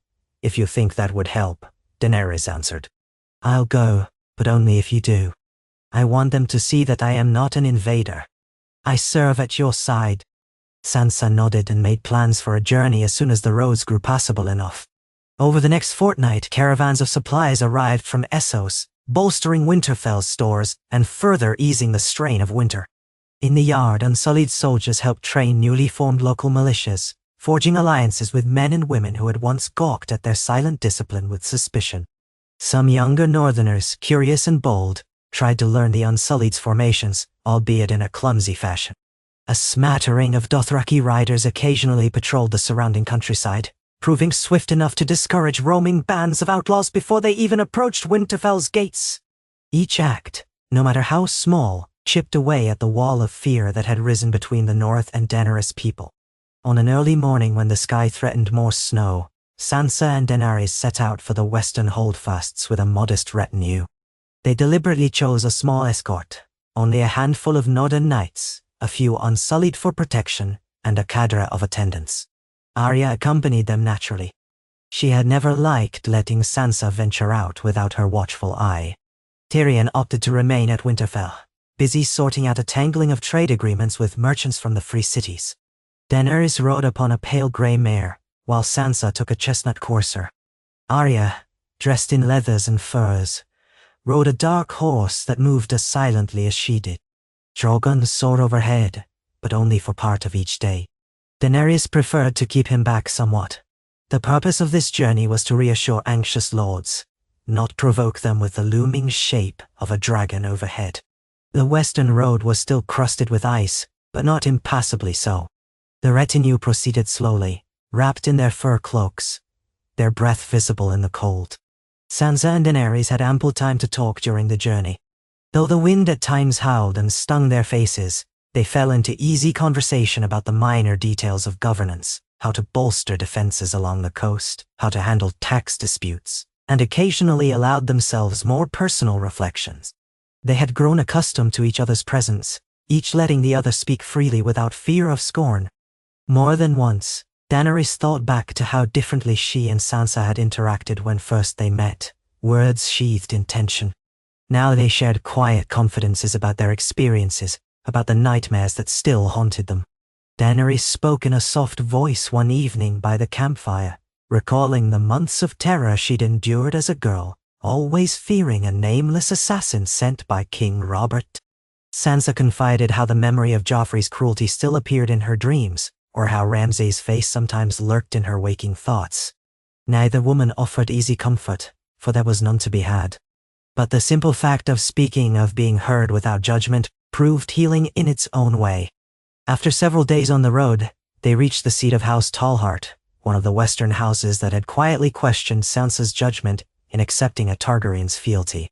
The castellan and stewards welcomed the party politely, if not warmly, into the main hall. The lord himself, Lord Torrhen Tallheart, was of middle years, with a stern-lined face and keen eyes that flashed with suspicion whenever they lingered on Daenerys. Yet he spoke with courtesy as he greeted Sansa, praising her for coming in person, then cast a measuring look at Daenerys, whose expression was carefully neutral. That evening, they shared a somber meal in the Tallheart Hall. Venison stew, dark bread, and salted fish provided a hearty fare, while ale and spiced wine flowed. The fire crackled in the massive hearth, but the atmosphere around the high table remained tense. Daenerys ate quietly, occasionally meeting Lord Tallheart's gaze with unwavering calm. Sansa steered the conversation toward the needs of the region, how the roads to Torrhen Square fared, whether the fishing villages still struggled after the Great War. Arya, for her part, studied the Lord's men-at-arms with a detached curiosity, as if cataloguing every blade and studying each face. Eventually Lord Tallheart cleared his throat. The other conversations in the hall fell silent. He set down his mug of ale, braced his hands on the table, and addressed Sansa directly, though his eyes flicked to Daenerys more than once. "We have heard many tales of Daenerys Targaryen," he began. "Some say she was a liberator, a breaker of chains. Others say she burned cities and conquered whole lands with fire and blood." He paused, letting the words hang. "When word reached us that you, our queen, had received her into the north and accepted her oath, we had cause for concern. We recall too well the stories of the Targaryen kings, and how dragons once forced northern knees to bend. My men have come to me, unsettled. I do not wish disloyalty, I only seek clarity. What guarantee do we have that she," he inclined his head toward Daenerys, "will not turn on us if ever her ambitions rise again?" The tension was immediate and thick, and the taproom hush felt as cold as a crypt. Daenerys could see Sansa's knuckles whiten slightly as she clutched her goblet. But Sansa did not lash out. She placed her drink down gently, folding her hands before her on the table. "Your concern is understandable," Sansa said, voice level. "The North does not forget. Nor do I, but in all fairness, Daenerys came to us in our most desperate hour and fought by our side against the White Walkers. She lost men, she lost dragons, and she did not abandon us. Afterwards she vowed to protect the North, not rule it. She gave up her own claim to the Iron Throne in the process." She glanced toward Daenerys then, and Daenerys felt a gentle wave of gratitude for Sansa's measured defense. "No words can guarantee the future," Sansa continued, "but we can judge the present. Daenerys has proven her intentions. I trust her, as your queen, and I ask that you find it in yourselves to do so as well, until she proves herself unworthy." Lord Tallheart listened, his gaze flicking to the unsullied man standing guard near the table, then to Daenerys herself. A quiet moment passed, and the crackle of the hearth fire seemed loud. Tallheart took a breath. "And if she does one day prove unworthy? If she decides that her dragons should rule us again as in days of old?" Sansa's eyes moved to Daenerys, an unspoken invitation to respond. Daenerys set down her spoon.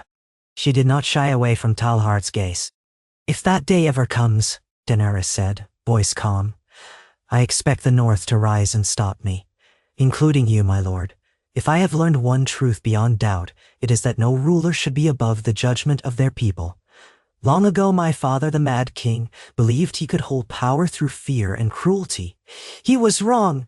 I have no desire to repeat his mistakes. If I did, I trust Sansa Stark would be the first to call me to account.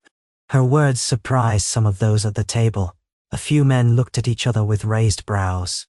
Arya's expression did not change, but her eyes narrowed thoughtfully, as though taking the full measure of Daenerys' frankness. Lord Tallhart stared at Daenerys for a time, the tension in his face slowly easing into cautious respect. Well spoken, he said. Not the words I expected from one born of dragons. Perhaps I was too swift in my judgment. He drank from his mug, then set it down again. I will need time to convince my men, but as long as you hold to that promise, I'll do my best to reassure them that no new conquest is at hand. The rest of the meal passed on a more cordial note. Sansa and Daenerys inquired about local needs, repairs to barns and granaries, possible trade routes for the fish that abounded off the western coast. Arya contributed little to the conversation, but her presence alone seemed to unnerve those who might have pressed too hard. By the end of the night, a tenuous understanding had formed. It was not quite trust, but it was no longer open hostility. The next day, the party rode on to other holds in that region, and time and again the same questions arose.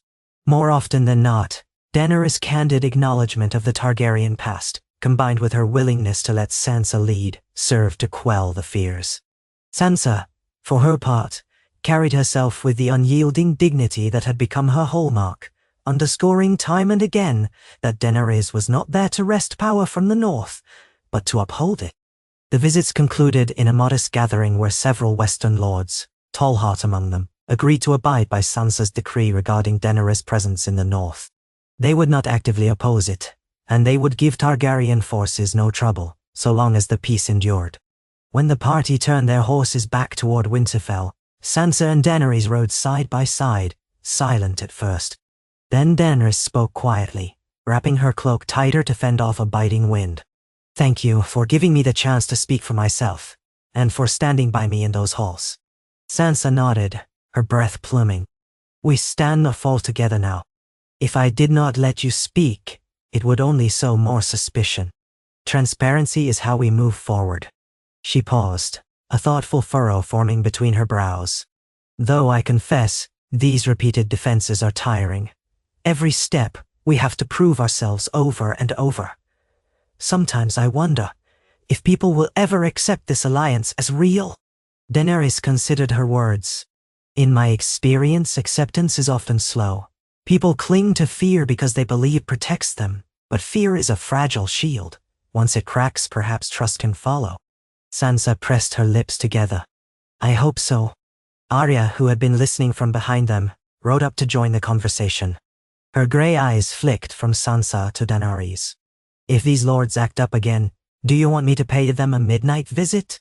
Might straighten out their worries.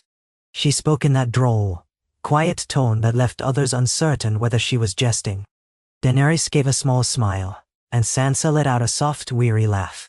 That won't be necessary, sister, Sansa said. But thank you for the offer.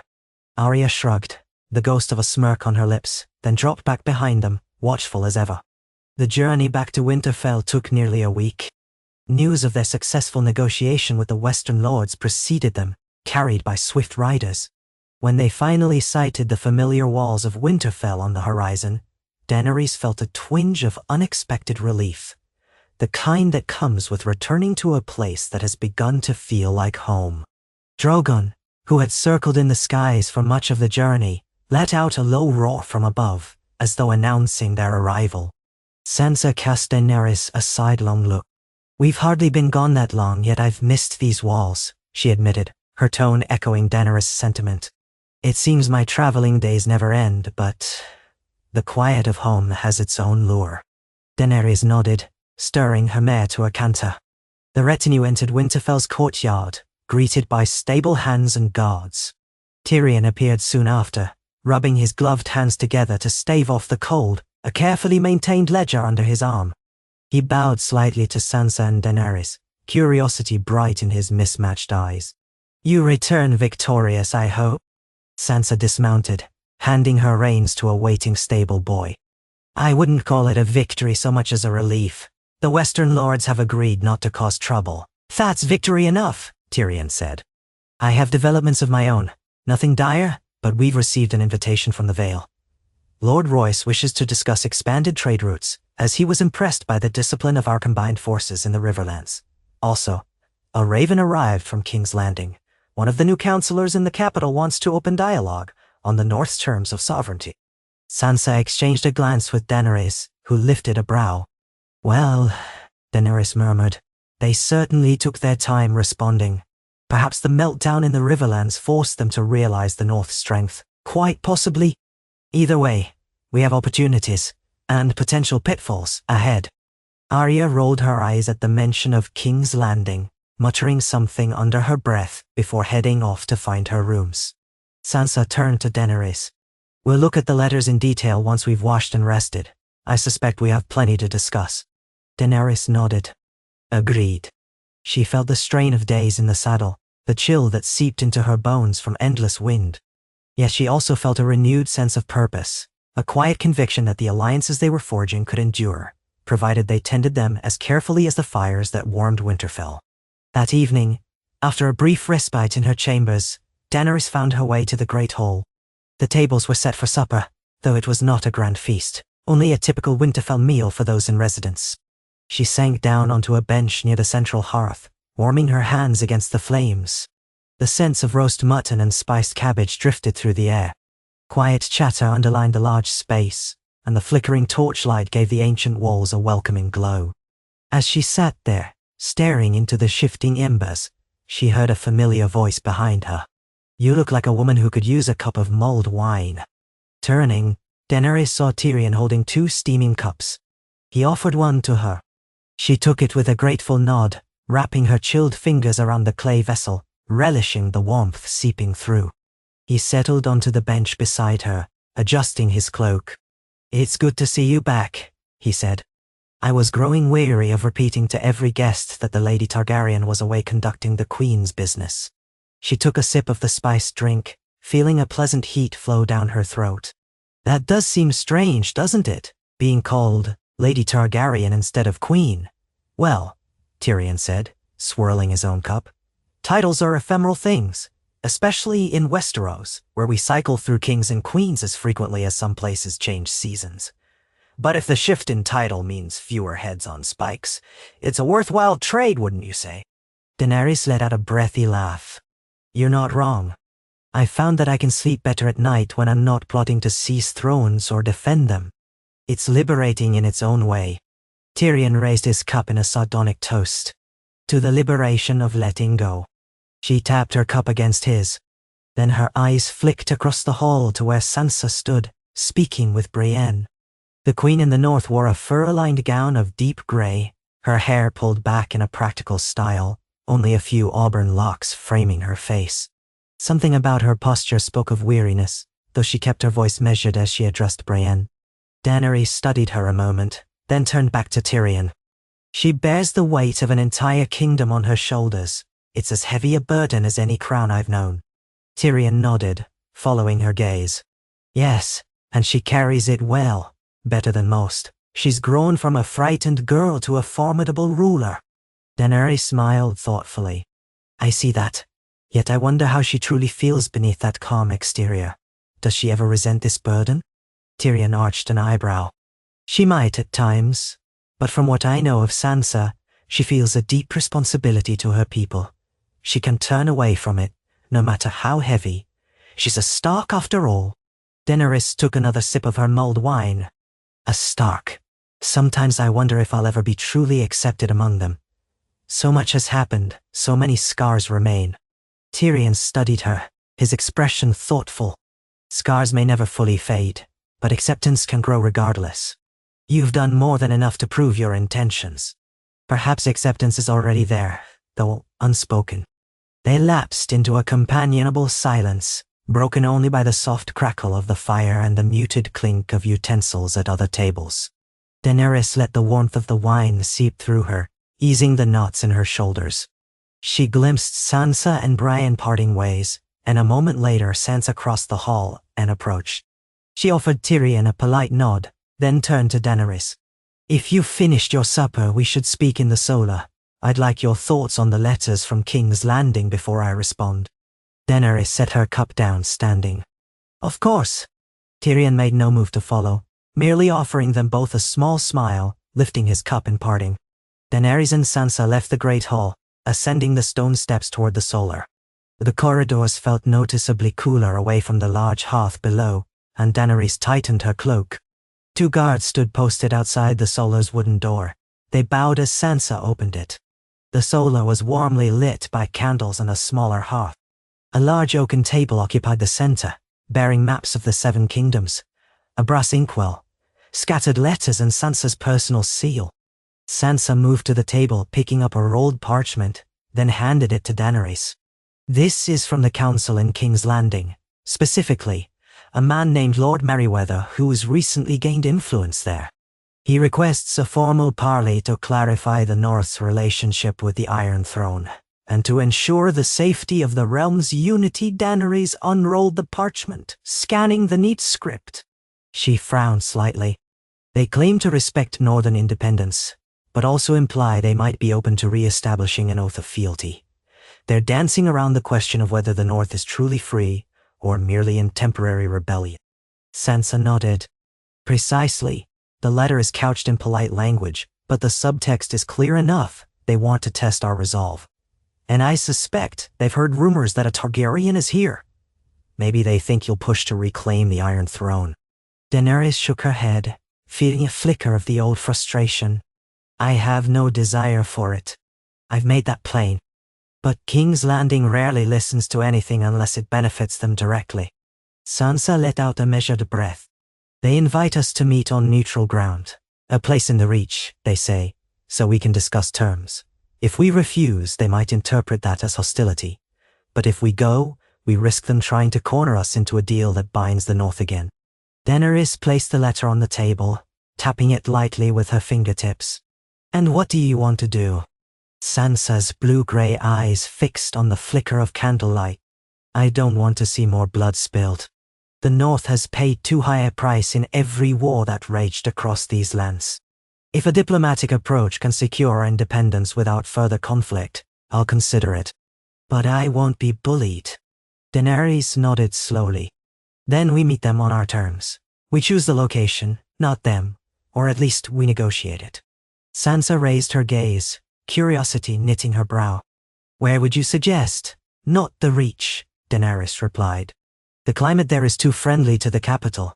We could propose somewhere in the Riverlands, near the Twins. Edmure Tully could host. Or we could ensure a location that's equidistant from both sides. Or perhaps we could simply invite them here to Winterfell, though that would tip the advantage to us." Sansa considered this, picking up another parchment from the table. "Edmure has been in correspondence, offering to host any negotiations that might quell unrest. The Riverlands are indeed central. But does that give them the advantage if they bring a larger force?" Daenerys drummed her fingers on the table. "We have the Unsullied and, if necessary, a dragon. That alone would temper their ideas of strong-arming us." Sansa paused, her gaze searching Daenerys' expression. "Are you comfortable playing that card?" Daenerys hesitated. "I would rather not use Drogon to intimidate, but he exists, and they know it. Sometimes the mere possibility is enough to keep the peace. I'd rather brandish a sword and never draw it than be forced to use it." Sansa exhaled, a faint smile tugging at her lips. "Well said. Very well. We'll invite them to a parley in the Riverlands. I'll draft a response that sets our expectations clearly. The North is sovereign, and we are attending only to hear what they have to say and ensure mutual non-aggression. If they want to keep the peace, they'll respect that." She moved to the table, pulled out a fresh sheet of parchment, and dipped a quill into ink. Daenerys watched her begin the letter with graceful strokes, each word deliberate. After a few lines, Sansa glanced up. "And regarding your role, I'd like to clarify that you speak for the North as my sworn vassal. Would you be comfortable having your name included explicitly, so they can't pretend they didn't realize you've sworn fealty?" Daenerys offered a small, but decisive nod. "Yes. Let them see that the Targaryen they once feared stands with you, not against them. It may disrupt any illusions they're holding about forging a quick alliance to overthrow you." A glint of appreciation sparkled in Sansa's eyes, and she returned to drafting the letter. The scratching of quill on parchment filled the silence for a time, accompanied by the low crackle of the fire. Daenerys let her gaze roam over the solar. How different it was from the grand strategy chambers she had once occupied in Meereen or Dragonstone. Yet this smaller, humbler place felt oddly more genuine. No marble pillars, no ostentatious displays. Just candlelight and practical furniture and a queen who ruled out of necessity, not vanity. When Sansa finished, she sanded the ink and read the missive aloud in a level tone. "To Lord Merryweather and the Council of King's Landing, we have received your invitation and acknowledge your desire for diplomatic discourse regarding the North's sovereignty and the realm's stability. We agree that further conflict would be costly and unwise. Therefore, we propose a meeting under neutral auspices in the Riverlands, hosted by Edmure Tully of Riverrun. We shall arrive with a modest retinue to discuss terms of mutual peace. Our conditions are as follows. First, the North remains a free and independent kingdom. Second, Daenerys of House Targaryen, having sworn fealty to the North, shall stand beside us as our ally and advisor. Third, no attempt to demand fealty or tribute from the North shall be entertained. If these terms for negotiation are acceptable, we shall await confirmation of the chosen date. Signed, Sansa of House Stark, Queen in the North." Sansa paused, then looked at Daenerys. "That should be firm enough without being overtly hostile." Daenerys smiled slightly, impressed by Sansa's clarity. "It's perfect, direct, unambiguous, and sets the line we will not cross." Sansa nodded. "Then I'll add the seal and send it by raven." She walked to the small stand where her signet ring waited, pressed it into hot wax dripped onto the parchment, and affixed the Stark seal. When it was done, she beckoned Daenerys over. "I'd like you to add your name as well, just as a symbolic measure." Daenerys signed beneath Sansa's flourish, quietly moved by being asked to do so. She recognized that it was yet another show of trust, a Targaryen signature beneath a Stark's unofficial correspondence regarding the realm's fate. That act would have been unthinkable only months ago, yet here it was, a reality. Sansa rolled up the letter, pressed it into a leather tube, and handed it to a waiting servant, who bowed and left the room to dispatch it by raven.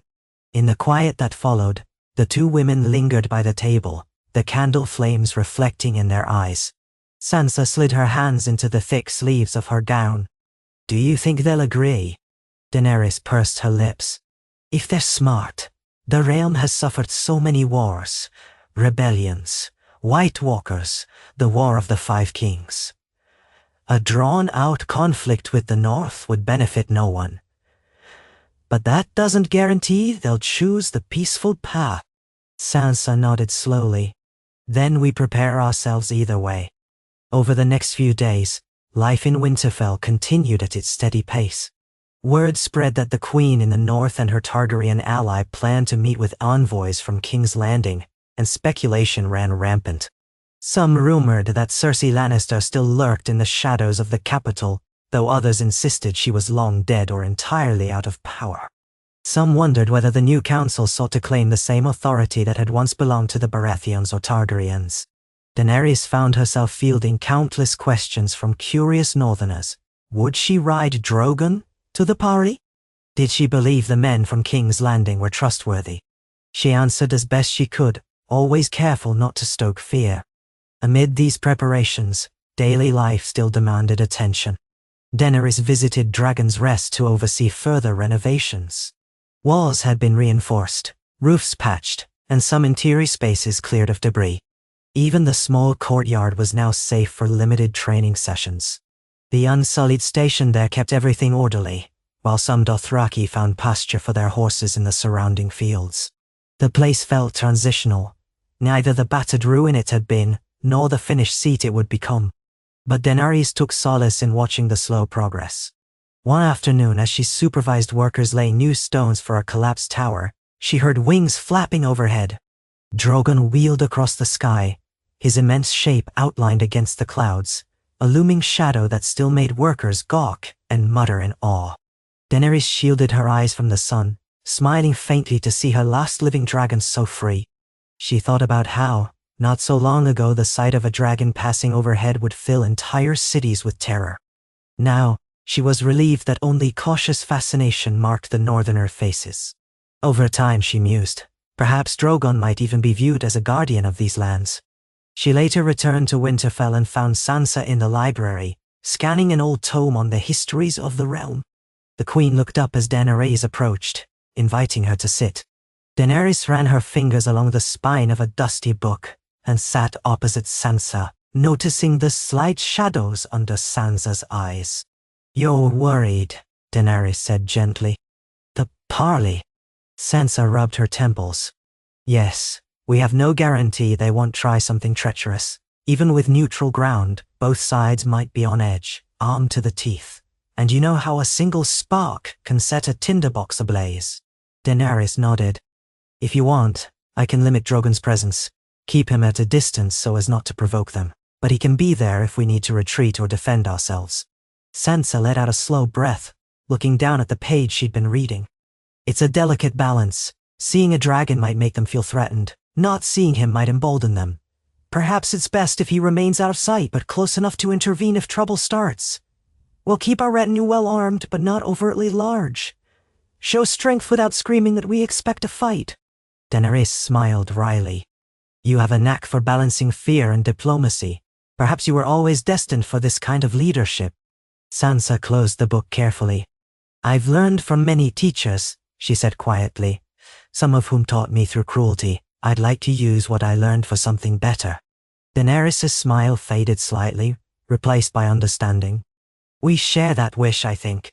They lapsed into a gentle silence, the library's hush wrapping around them. Dust motes drifted in the light from narrow windows. Outside, the wind gusted softly, a reminder of the north's persistent cold. After a while, Sansa tapped her fingers on the table, her eyes distant. "I've been meaning to ask, do you ever think about returning to Essos?" Daenerys blinked. The question took her by surprise. She had been so focused on forging a new life in Westeros that the notion of journeying back across the narrow sea had scarcely crossed her mind. "I haven't planned on it," she said slowly. "The cities I once liberated, Meereen Yunkai Astapor, they were left under councils meant to maintain the freedom we established. But I'm not certain how they fare now. Perhaps it would be wise one day to see if they still need guidance." Sansa studied her. "You built an empire of sorts over there, freed thousands of slaves, changed the political landscape. Then you left to claim the Iron Throne. Now that your ambitions have changed, do you feel you abandoned them?" Daenerys glanced away, recalling the cheers of freed slaves calling her Misa, the complicated politics she'd wrestled with in Meereen. "At times I do, but I believed I needed to come here to save Westeros from the White Walkers. Then everything changed so quickly. I suppose I have regrets, but life doesn't often allow us the perfect path. Still, if I can spare the resources, or if the North is stable enough at some point, perhaps I'll send word. Or return in person, if that's feasible." Sansa nodded, reaching out as though to place a reassuring hand on Daenerys, but she drew back, unsure if it would be too personal a gesture. Instead, she folded her hands in her lap. "I'm only asking because I know how it feels to leave parts of yourself behind. There's always a twinge of guilt or longing or both." A faint smile curved Daenerys' lips. "Thank you for understanding." In the following days, a raven arrived bearing King's Landing's response. Lord Merryweather agreed to meet in the Riverlands at River Run, referencing a date a few weeks hence. The letter was polite, almost disconcertingly so. It made no mention of demanding fealty, nor did it comment further on Daenerys' presence. But Sansa and Daenerys both read between the lines. The capital likely wished to see just how strong the North truly was, and whether Daenerys remained as formidable as the legends painted her. Preparations began in earnest. Messages went out to Edmure Tully, coordinating the logistics. Grey Worm, having returned from stabilizing the Riverlands earlier, started selecting a mix of unsullied and northern soldiers to accompany the queens. A few knights from the Vale, still stationed at Winterfell, asked to come as well, citing loyalty to Sansa. The plan was to ride south in a well-organized but not overtly massive column, aiming to project confidence rather than aggression. On a cold grey morning, the courtyard bustled as Sansa, Daenerys, and their assembled retinue prepared to depart. Horses stamped on the cobblestones, their breath puffing in the chill air. The clang of steel echoed as soldiers checked their weapons. Snow threatened, swirling in occasional gusts. Arya was among the group, naturally, wearing her leathers and carrying her sword at her hip. Bran remained at Winterfell, explaining that his duties and his condition made travel cumbersome. Also, he preferred to stay behind to oversee matters and serve as a spiritual anchor for the north in the Godswood. Tyrion decided to join, along with Brienne and Podrick, forming a small but notable group of advisors. Daenerys stood by Drogon for a moment, speaking to him in low, soothing tones. The great dragon rumbled, shifting on his hind legs, tail sweeping the ground. She instructed him to follow from above, only if she signaled. A dragon might startle potential foes into caution, but it could also set them on edge. It was a delicate balance, one Daenerys had learned over many years. She then joined Sansa and the others at the head of the column. They rode out through Winterfell's gates, passing under banners bearing the direwolf sigil. A hush fell among the onlookers, some of whom bowed or curtsied to their queen while casting glances at Daenerys. In previous years, they might have offered cheers or roars of encouragement, but these were cautious times, and the mission ahead was fraught with unknowns. The journey south was long, though the roads were more manageable as the cold gradually loosened its grip. Small villages welcomed them with varying degrees of enthusiasm. Some offered a hot meal or mead. Others simply nodded warily and watched from doorways. Now and then, a child pointed at Daenerys, whispering about the silver-haired dragon queen. At such moments, Daenerys offered a gentle smile, mindful of how legends could balloon from small gestures. The retinue finally reached the borders of the Riverlands, where the land flattened out into broad fields dotted with trees. Spring had touched these parts more readily, coaxing green shoots from the earth and leaving patches of snow only in the shade of hills.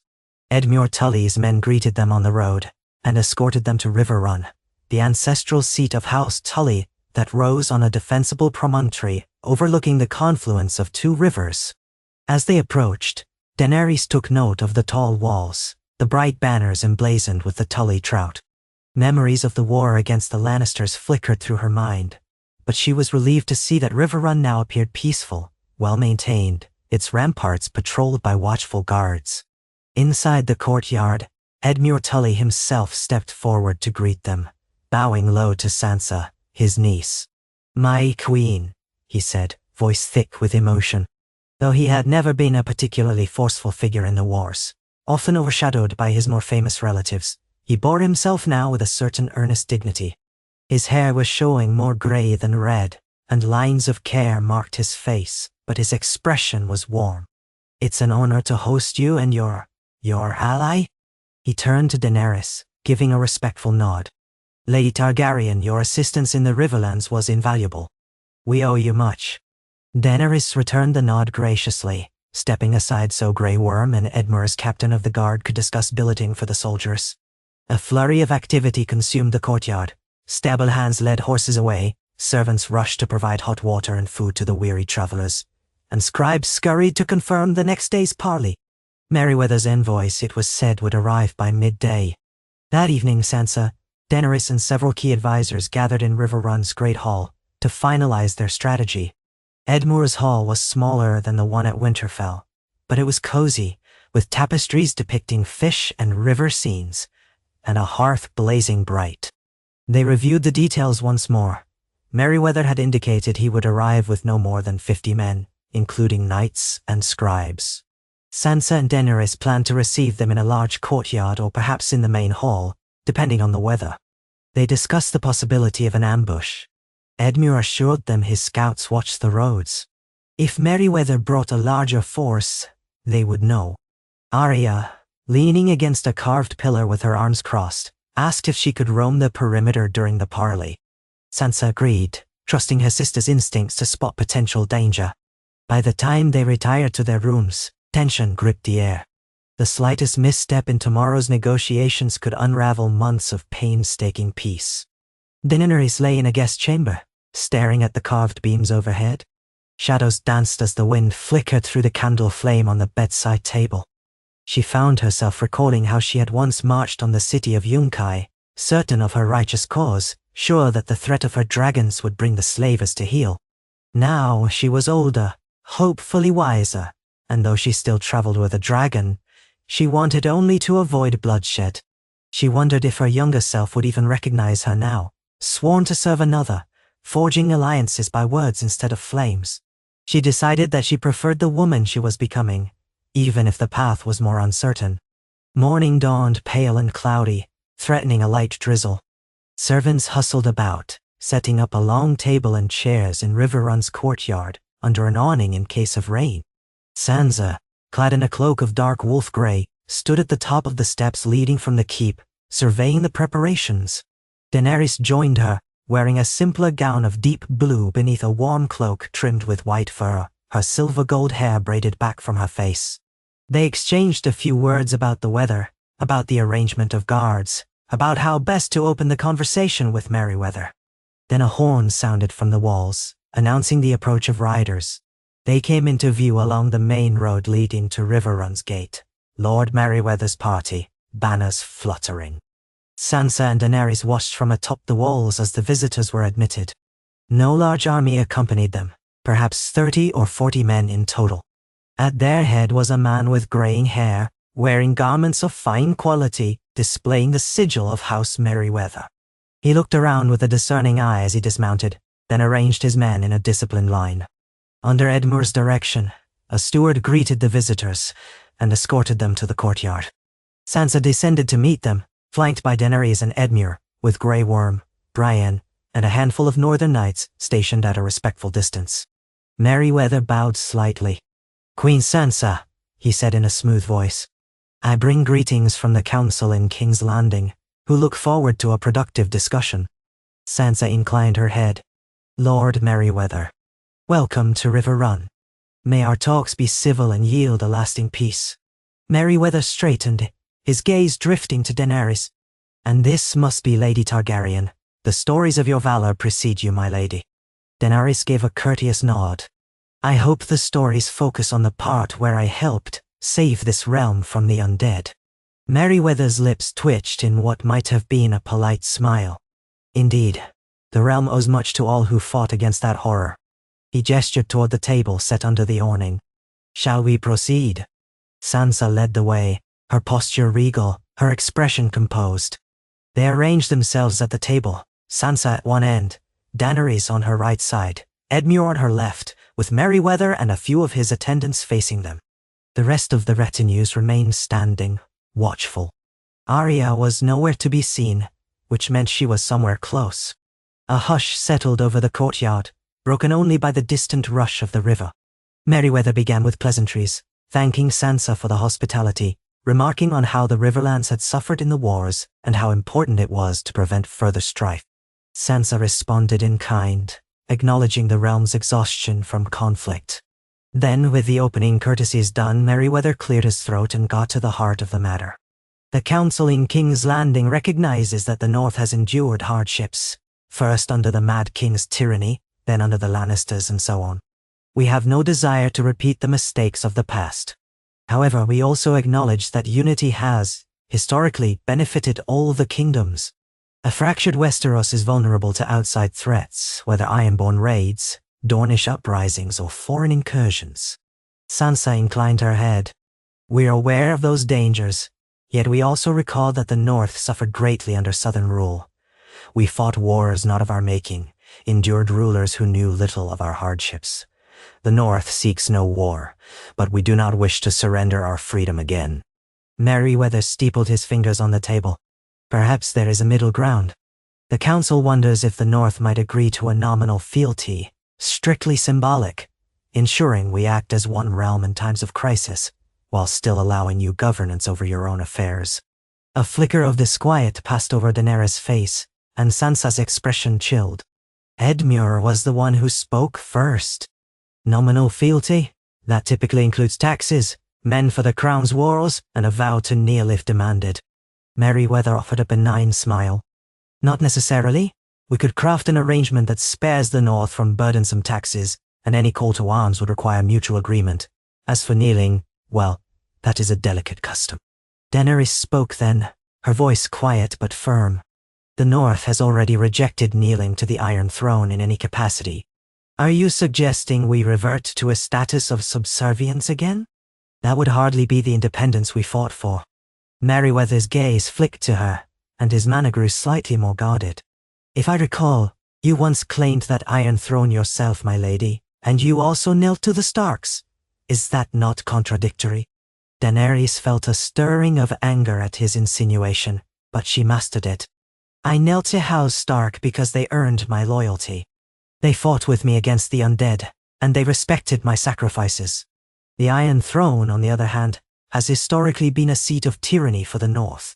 If the Council in King's Landing truly wants peace, they might do better than propose we half submit. Sansa reached out, briefly resting her fingertips on Daenerys' wrist, a subtle gesture to keep the exchange calm. Then she turned her attention back to Merryweather. We appreciate the concern about unity, but let me be plain. The North will not bend the knee, even symbolically, to any ruler in King's Landing. We will stand as allies if the realm faces threats, just as we did against the White Walkers.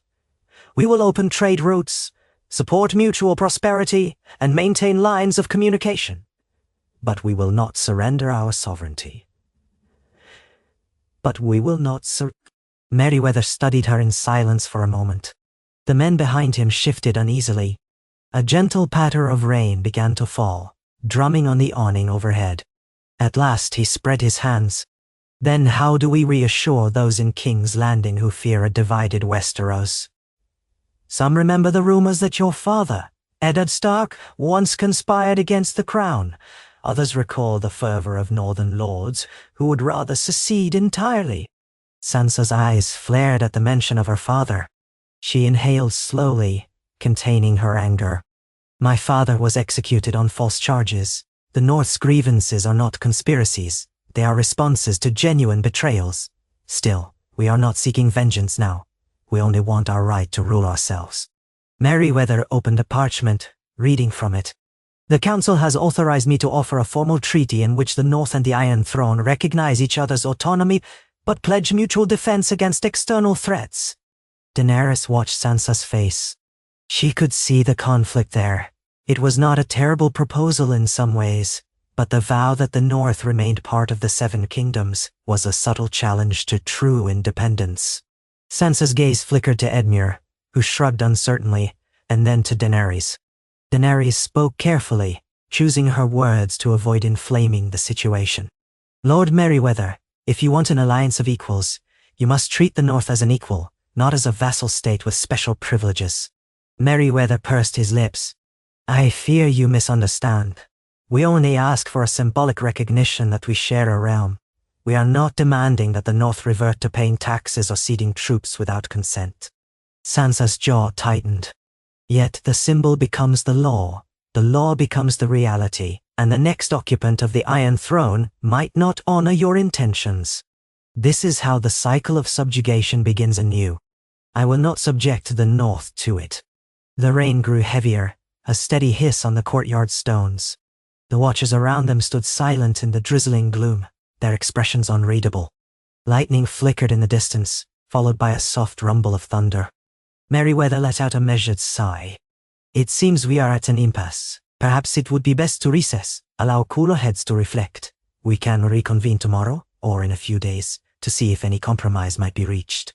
Sansa did not object, though she kept her posture rigid. Very well. We will convene again the day after tomorrow. In the meantime, you are welcome to remain as guests in Riverrun. I trust you will find the accommodations adequate. Merryweather rose, bowing stiffly. His attendants followed suit. As they departed under the escort of Edmure's men, Sansa sat back in her chair with a heavy sigh. Rain dripped off the edges of the awning onto the flagstones, forming little puddles at her feet. Daenerys placed a hand on Sansa's arm gently. Are you all right? Sansa nodded, though her eyes betrayed her fatigue. Yes, it's clear they still want to tether us to the Iron Throne in some symbolic way. We can't allow it. But how do we avoid war if they insist? Daenerys' mind churned with possibilities. We could refine an alliance that frames us as separate realms with mutual defense. But the wording about the Seven Kingdoms is a problem. We can't let them say we're part of it, even symbolically. Edmure, who had stepped away to see Merryweather off, returned, wiping rainwater from his brow. That man is slippery. He's polite, but every word aims to bind you closer to King's Landing.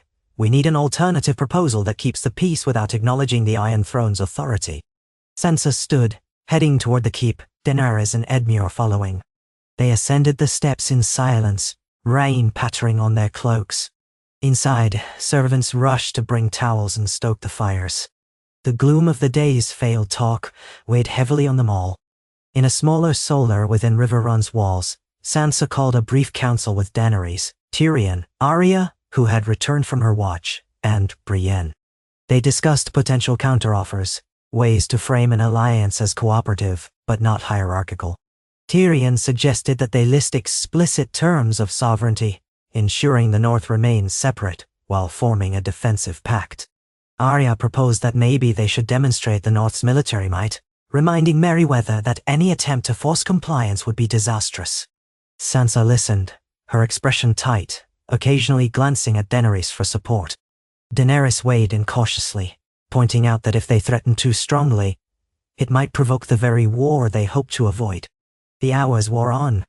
By nightfall, they had a rough framework for a treaty that might satisfy both sides, a mutual defense pact in which neither realm would interfere with the other's internal governance, no taxes or levies demanded, trade routes open with minimal tariffs, and a promise not to provide sanctuary to criminals fleeing from one realm to the other. The North would not declare itself part of the Seven Kingdoms, but it would vow not to seek the Iron Throne. Sansa finished drafting the language with Tyrion's help, rolling up the parchment. We'll present this in 2 days. If Merryweather refuses, we'll know he wants more than just a token oath. Daenerys let out a breath. If it comes to that, we stand firm. Sansa set the parchment aside, then gazed around at the weary faces in the room. That will be all for tonight. Rest. We'll need clear minds for the next round. They dispersed quietly, the tension in the air palpable. Daenerys walked the corridors of Riverrun, her footsteps echoing on the stone floors. Servants moved here and there, carrying trays or lighting candles. Outside, the rain continued, tapping on the windows and washing away the dust of travel. She found herself wandering into one of the keep's small courtyards, open to the sky, ringed by a low gallery with a roof. The rain cascaded into the central patch of grass and stones. Dim lanterns hung from the gallery's beams, casting a soft glow. Sansa stood there by a stone bench, arms wrapped around herself, staring at the downpour. She turned when she heard Daenerys approach, offering a faint nod. Daenerys stepped under the gallery's roof, the wind teasing droplets of rain across her boots. For a moment, neither spoke. Then Sansa broke the silence. I want to do what's best for my people, but sometimes in these negotiations, I feel like a child lost in a labyrinth. King's Landing is so adept at weaving words into chains. Daenerys moved closer. You're doing fine. It's not easy to hold firm without letting anger or fear guide you. You spoke well today. Sansa gave a half smile. You too. I noticed how you kept your composure when Merryweather tried to point out the contradiction of your history. A few years ago, you might have threatened him with dragonfire. Daenerys released a small laugh that was almost self-conscious. You're not wrong. Perhaps I've changed. The patter of rain seemed to close them off from the rest of the world, as if they stood in a private sanctuary. Sansa's gaze shifted to Daenerys. I've changed too, she said softly. There was a time I wanted nothing more than to marry a handsome prince and wear pretty gowns. Now, that seems like a story from someone else's life. Daenerys nodded.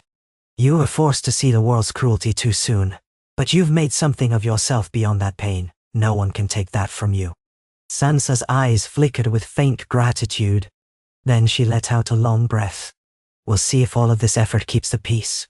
Sometimes I feel like a juggler, trying to keep too many knives aloft. "We'll catch them if you drop any," Daenerys said. "We stand together now, remember?" Sansa's lips curved in a weary but genuine smile.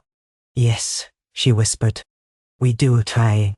The next day was spent in further discussions with Edmure, verifying that the environment for the parley remained secure. Scouts reported no sign of extra forces sneaking around the region, and Merryweather's men remained polite if distant. They accepted the hospitality at River Run without complaint, though they mostly kept to themselves. Daenerys took time to speak with Grey Worm and the Unsullied, ensuring they had clear orders not to provoke any conflicts unless Sansa or Daenerys was threatened. Drogon stayed at a distance, occasionally visible as a dark shape in the clouds. At midday, the sun broke through, scattering the rain clouds and allowing a fragile warmth to bathe the castle walls. Sansa insisted they hold the second meeting outdoors if the weather held, so as to ensure both sides could see that no ambush lurked. Daenerys approved, though she remained alert for any trickery. Finally, the appointed hour arrived. Merryweather and his attendants once again assembled in the courtyard, this time under a bright, if pale, sun. Sansa, Daenerys, and their advisors approached with a calm confidence. The Watchers stood in a loose ring around them, ready to intervene if needed. Sansa opened the parley by stating clearly that they had drafted a written proposal for a peaceful alliance, one that recognized the North as fully independent. Merryweather listened as Tyrion read the terms aloud, expression carefully neutral. When Tyrion finished, Sansa slid the parchment across the table. "We believe this arrangement provides mutual security and fosters trade, without compromising the North's sovereignty or the South's. We ask that you bring it to your council for ratification." Merryweather skimmed the document, occasionally conferring with a bald man who looked like a scribe.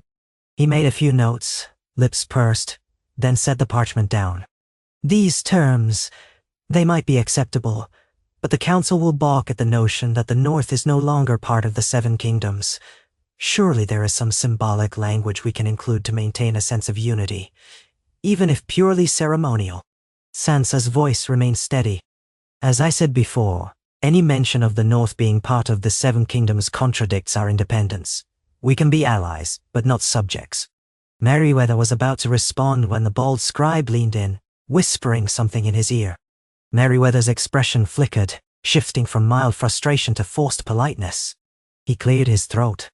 "It seems we are once again at a fundamental difference in interpretation. Before we proceed further, might I request a private word, Queen Sansa? You and I and Lady Targaryen, if you wish, apart from the crowd." Sansa's eyes narrowed slightly. She glanced at Daenerys, who gave her a tiny nod.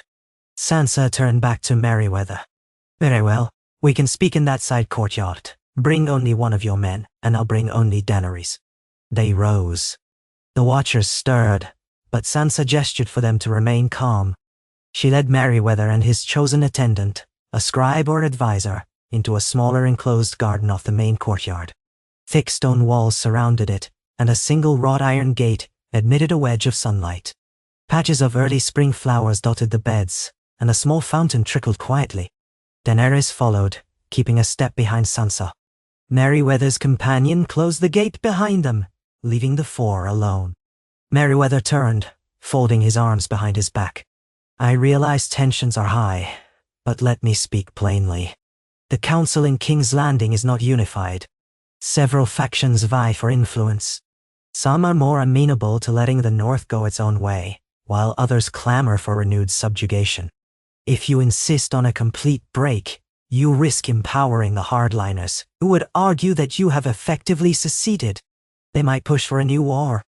Sansa bristled, but Daenerys spoke before she could. "That sounds like a threat. Are you telling us to compromise or face invasion?" Merryweather shook his head, feigning dismay. "Not at all. I'm warning you that I may not be able to sway the moderate faction if they feel the North is irretrievably estranged.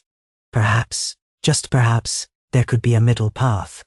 For instance, keep your freedom in practice, but allow the realm to claim you're still part of the Seven Kingdoms in name alone. No taxes, no forced kneeling, simply a line on parchment that states the North is one of the Seven Kingdoms, with unique privileges. It would appease those who want to maintain the illusion of unity."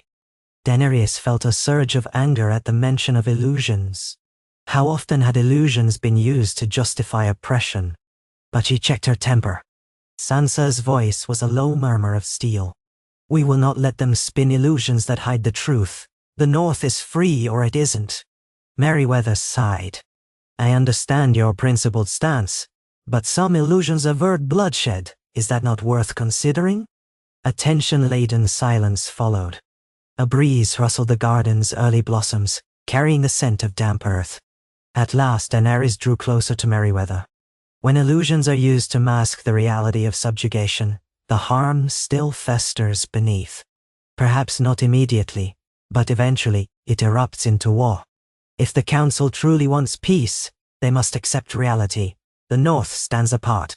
Merryweather exhaled heavily, exchanging a glance with his scribe. Then I fear we may be at an impasse. I can bring your proposal back to King's Landing, but I make no promises it will pass. The hardliners will not yield easily. Sansa's expression did not soften. They may not yield, but neither will we. If they dare to bring war north again, they will find us prepared. Winter is cruel, and we have allies. Her gaze flicked to Daenerys, who raised her chin slightly. Allies including a dragon, Daenerys added softly, though she did not say it with overt menace, only as a statement of fact. Merryweather met her eyes, the reflection of wariness plain on his face. At last, he bowed stiffly. I shall convey your final position. May the gods grant that cooler heads prevail. I would hate to see more blood shed in this realm. Sansa inclined her head in acknowledgement. As would I. We will await your answer, but do not mistake our patience for weakness. With that, Merryweather and his scribe took their leave, returning to their men.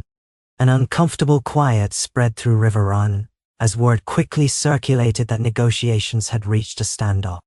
Daenerys and Sansa rejoined their retinue, explaining succinctly that Merryweather would bring their terms back to King's Landing without any guarantee of acceptance. Edmure wore a worried frown, while Tyrion rubbed his chin thoughtfully. Arya looked ready to unsheath her sword at the slightest provocation. With no further talks to be had, Merryweather and his party departed Riverrun the next morning. They left a single messenger behind, in case the council responded quickly, but few expected an immediate reply. Sansa, Daenerys, and their group lingered for another 2 days to rest and consult with Edmure, uncertain whether the capital might send a raven with some revised offer. No word came. Finally, on a breezy afternoon beneath a sky half filled with drifting clouds, the northern retinue prepared to return home. They bid Edmure farewell, promising they would remain in close contact. If a war did break out, the Riverlands would likely be caught between the north and whatever forces marched from King's Landing. Edmure prayed it would not come to that, but he agreed to fortify his defenses just in case. And so the journey back began, the tension like an unspoken passenger riding alongside them.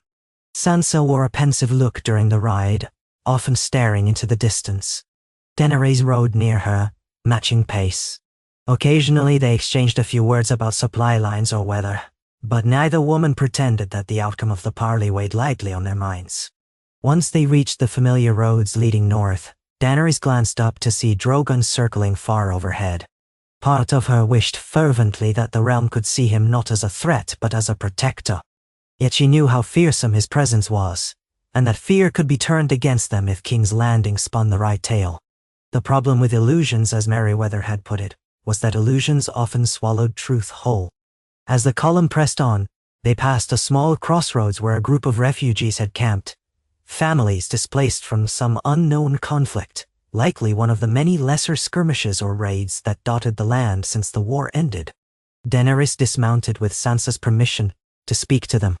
She found out they were mostly small folk fleeing the edges of the Crown Lands, fearful that new hostilities might erupt.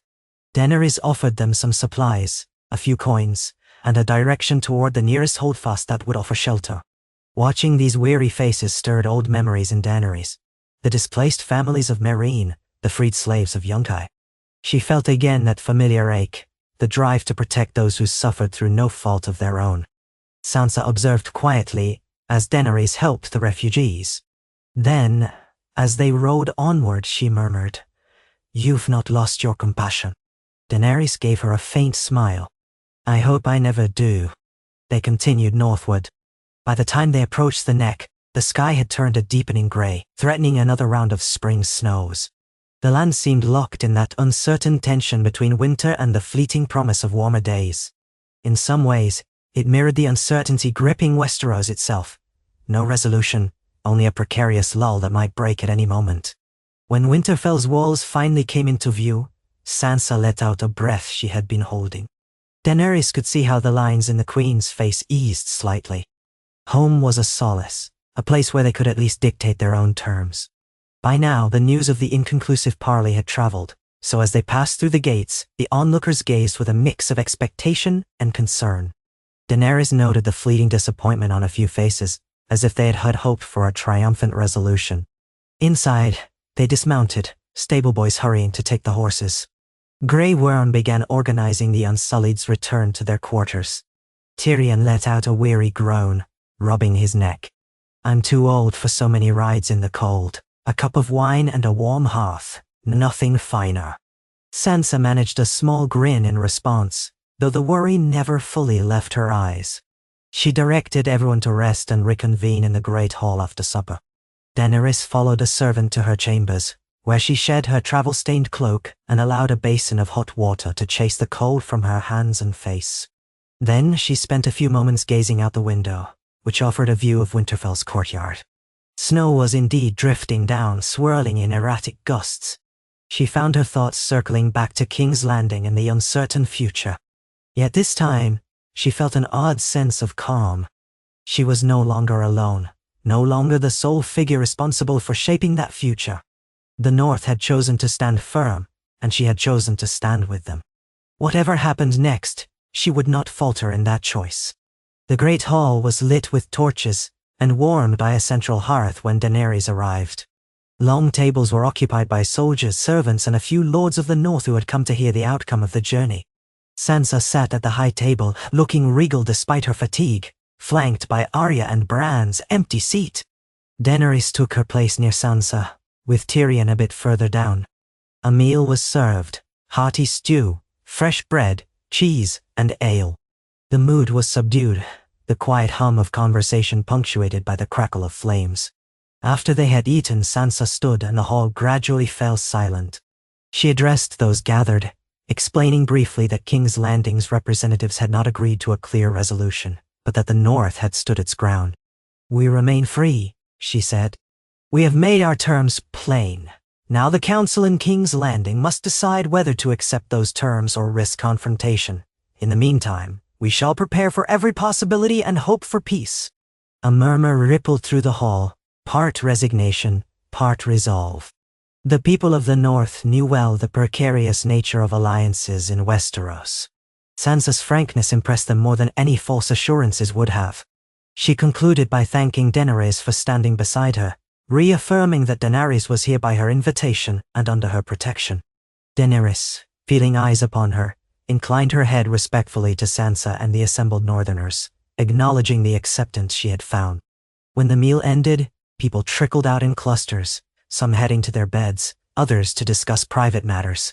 Sansa departed with Arya at her side, presumably to speak in private about whatever new council needed tending.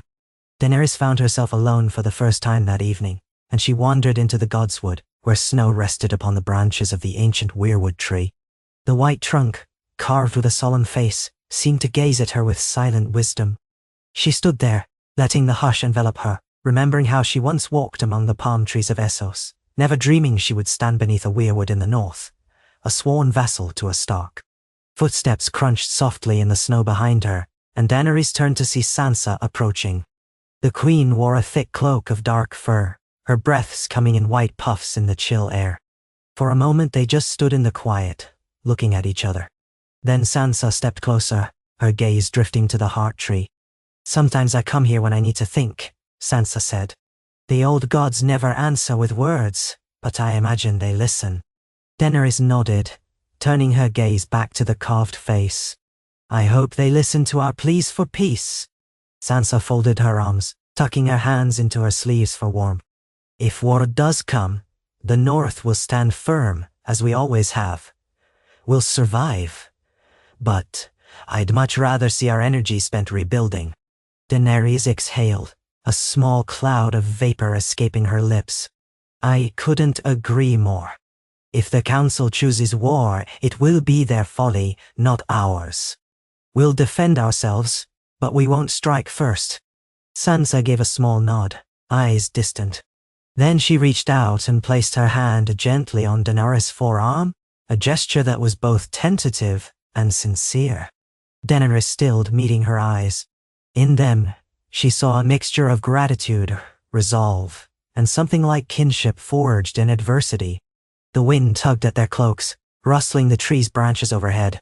"Thank you," Sansa said softly, "for standing with me, even when the future is so uncertain." Daenerys placed her free hand over Sansa's in quiet acknowledgement.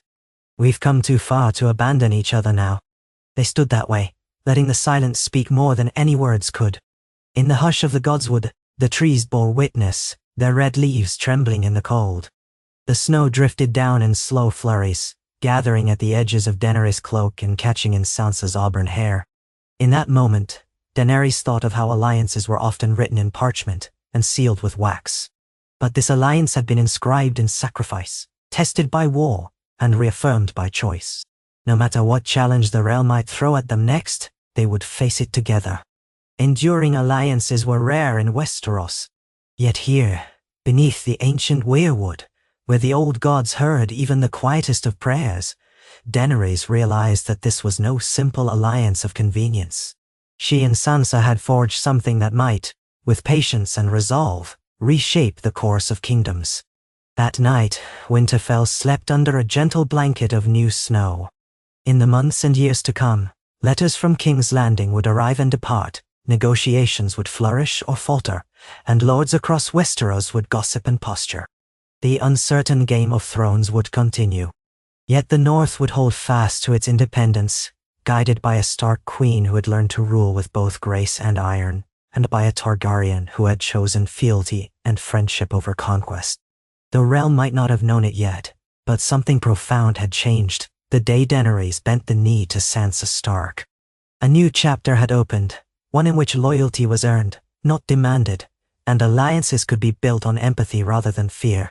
And however fragile that hope might be, it was a flame the two women intended to protect, through every winter's storm and every uncertain dawn that followed.